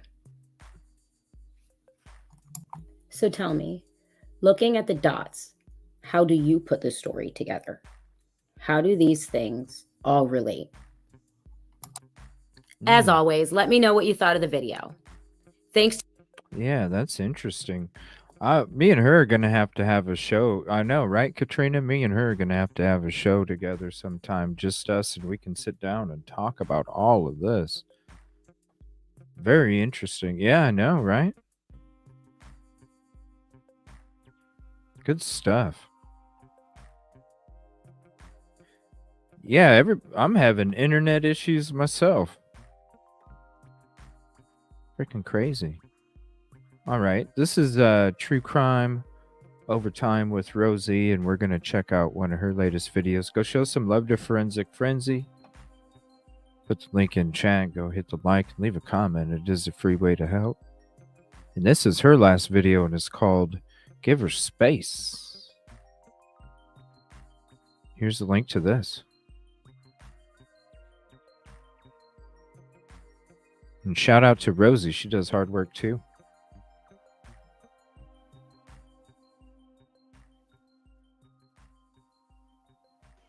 Hi everyone, hope you're all good today. Okay, so Harsh Reality has a really good video out today. Shout out Harsh. Actually, I can't remember if it's today or yesterday, but I'll link the video. So please do go and check that video out if you haven't seen it already. But he raised some really interesting points in that video, and I did want to touch on some of what he said. So in this video, he said that he doesn't necessarily trust Ann Taylor as Brian Koberger's defense attorney.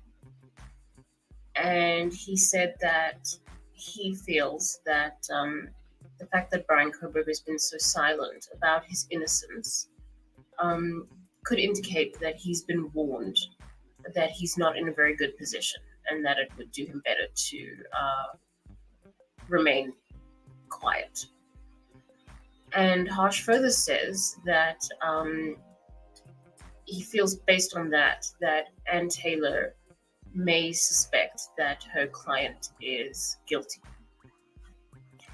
And this is not me saying that Harsh doesn't understand the law.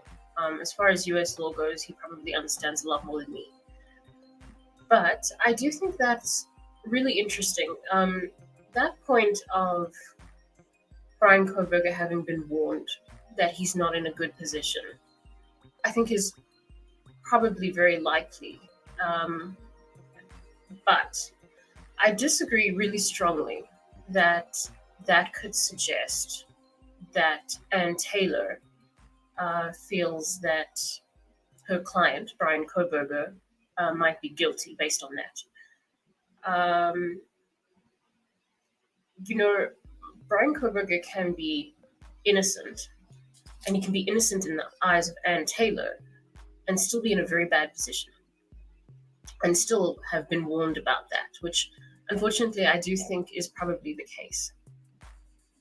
But if you think about it like this, if Ann Taylor believes that Brian Koberger is innocent. You know, she genuinely believes that. Then, you know, not just as a defense attorney, but just as a human being, she had to have wondered at some point, what's going on here? How did this happen? You know, how did this arguably innocent person wind up in the position that he's in? Oh, I'm sure And she has an that's idea. not really a simple thing to wonder, you know. I'm sure she has an idea. She has to kind of, if she feels that her client is innocent, then she also has to navigate that question while she's trying to work as a defense attorney as well. Do you guys think that Ann Taylor? Do you think Ann Taylor thinks BK is innocent? That's an interesting question. Do you think Ann Taylor thinks BK is innocent? Another ad? I don't know what's up. I keep trying to like adjust it. I don't understand what I wish. I'm just gonna, I don't know. I'm gonna have to like do it a certain way one time, do it another way another night, and like see like where the like what the hell? It's driving me nuts. I've had doubts when she, oh, hold on a second. When she agreed to keep everything quiet, but she is on fire. I think she actually feels like maybe he's innocent. Contribution call out K Miller with the $299.99 super chat. Damn. Thank you so much for the contribution. Holy shit. Let's give it one of these here. A standing out.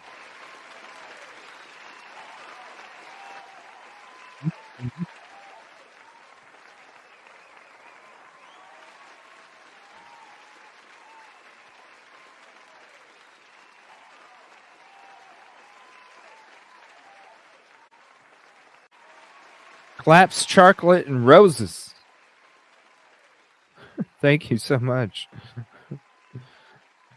Appreciate that. We'll be hitting the road soon.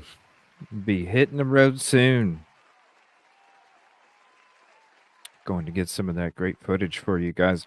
If you guys are joining in late and you missed my little first flight, oh boy, it's horrible.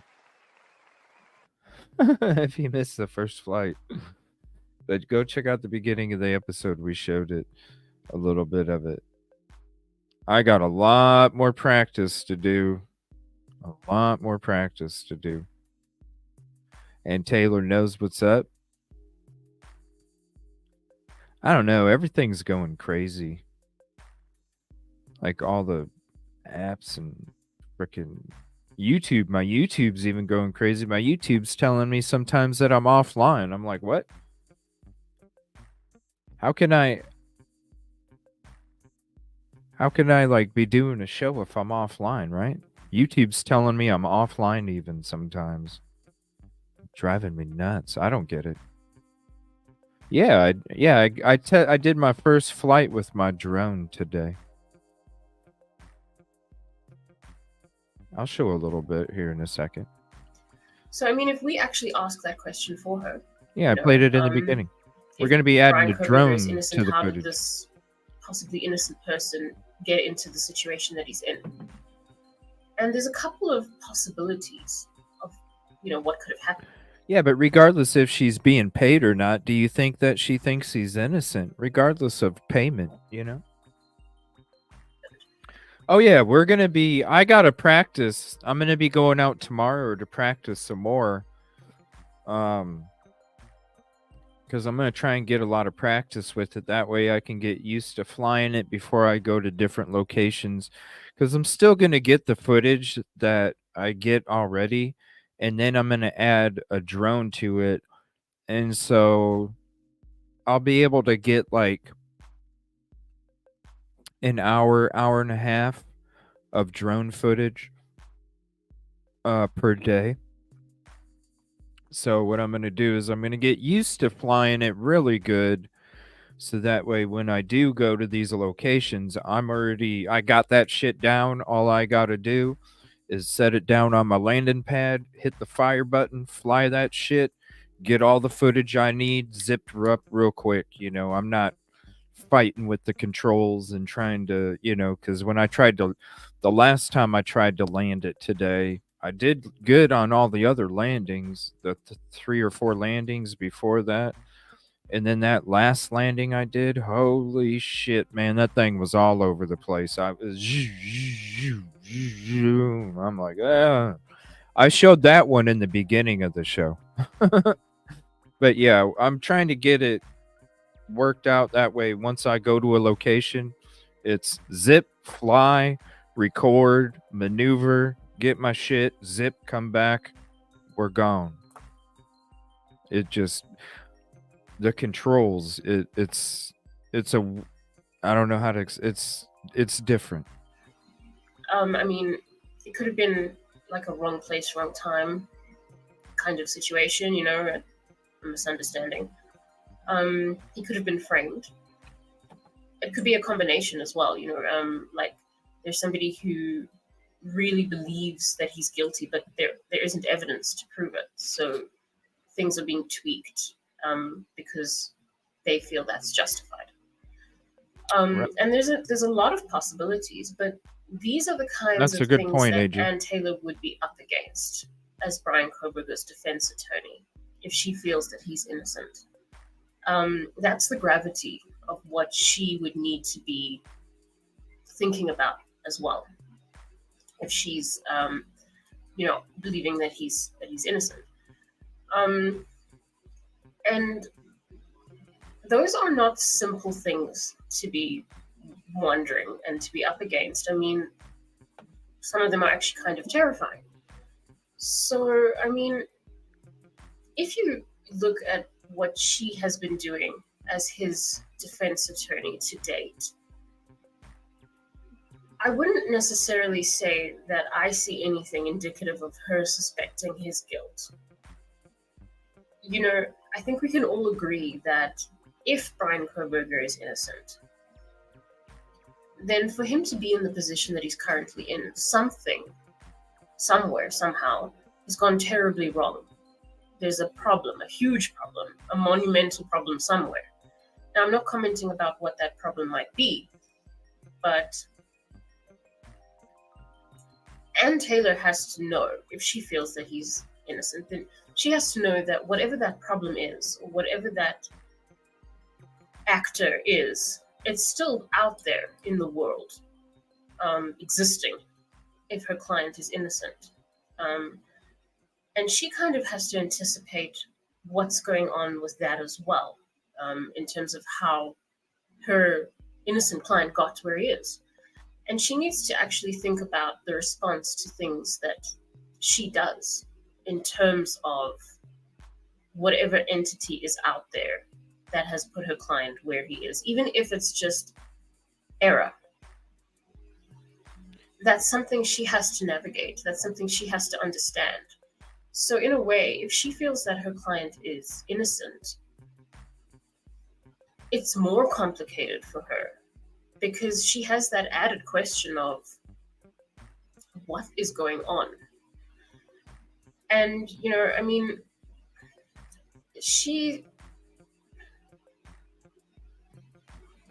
I'm not really getting the impression that she is doing things like looking for deals or arrangements or trying to get the death penalty taken off the table like we've seen in some other cases, like the Lori Vallow case.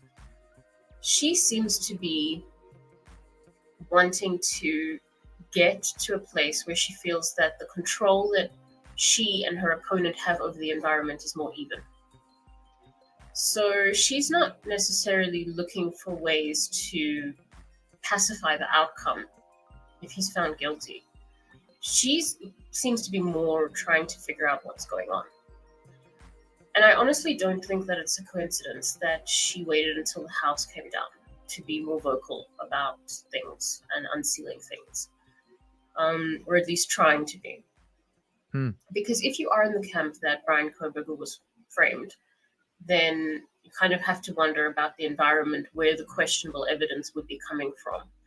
And it probably is safer without that environment in existence. There's less chance of that kind of response where more evidence, is found or appears, and stuff like that.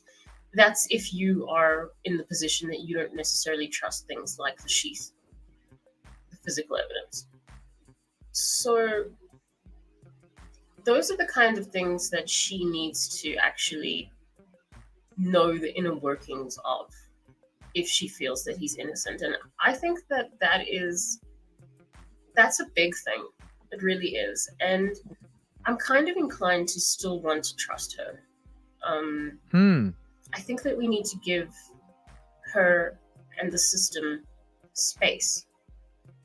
She's working in a system and maybe against a system. We don't know. We don't really know. Especially if you feel that Brian Koberger is innocent. Then there's more questions.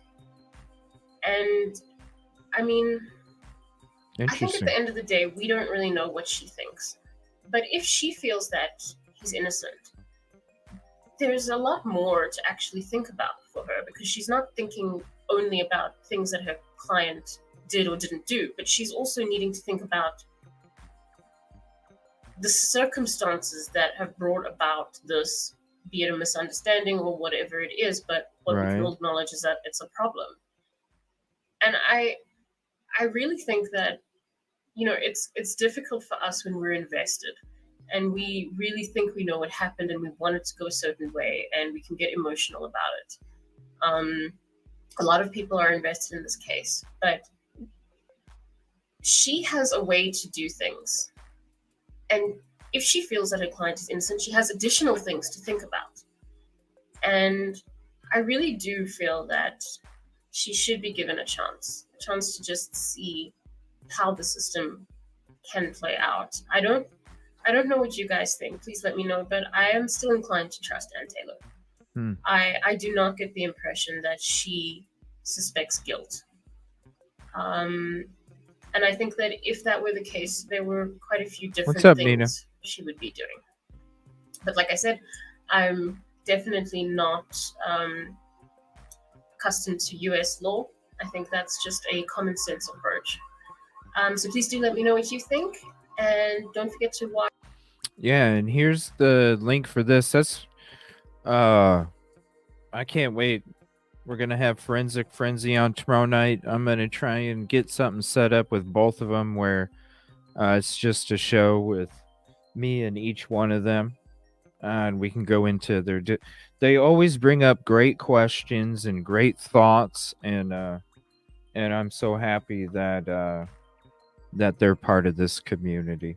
It means a lot because even though they're just starting out, they're already starters in my opinion.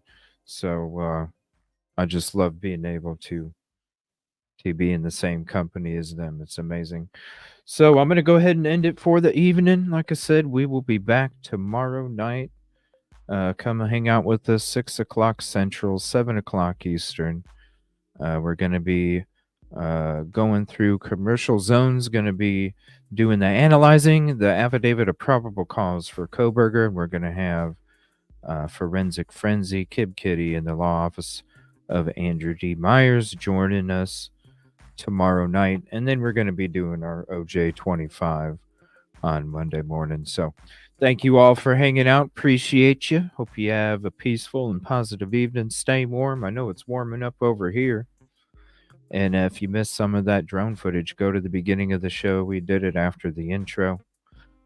Just kind of check it out, and then you can see like how long it took me to land it at the end. But I'm so excited. I'm going to be learning it more tomorrow, and then we're going to be introducing that kind of footage on top of all the other footage that we'll be getting. So thank you all. Appreciate it. See you tomorrow. Peaceful and positive evening. Good night, everybody.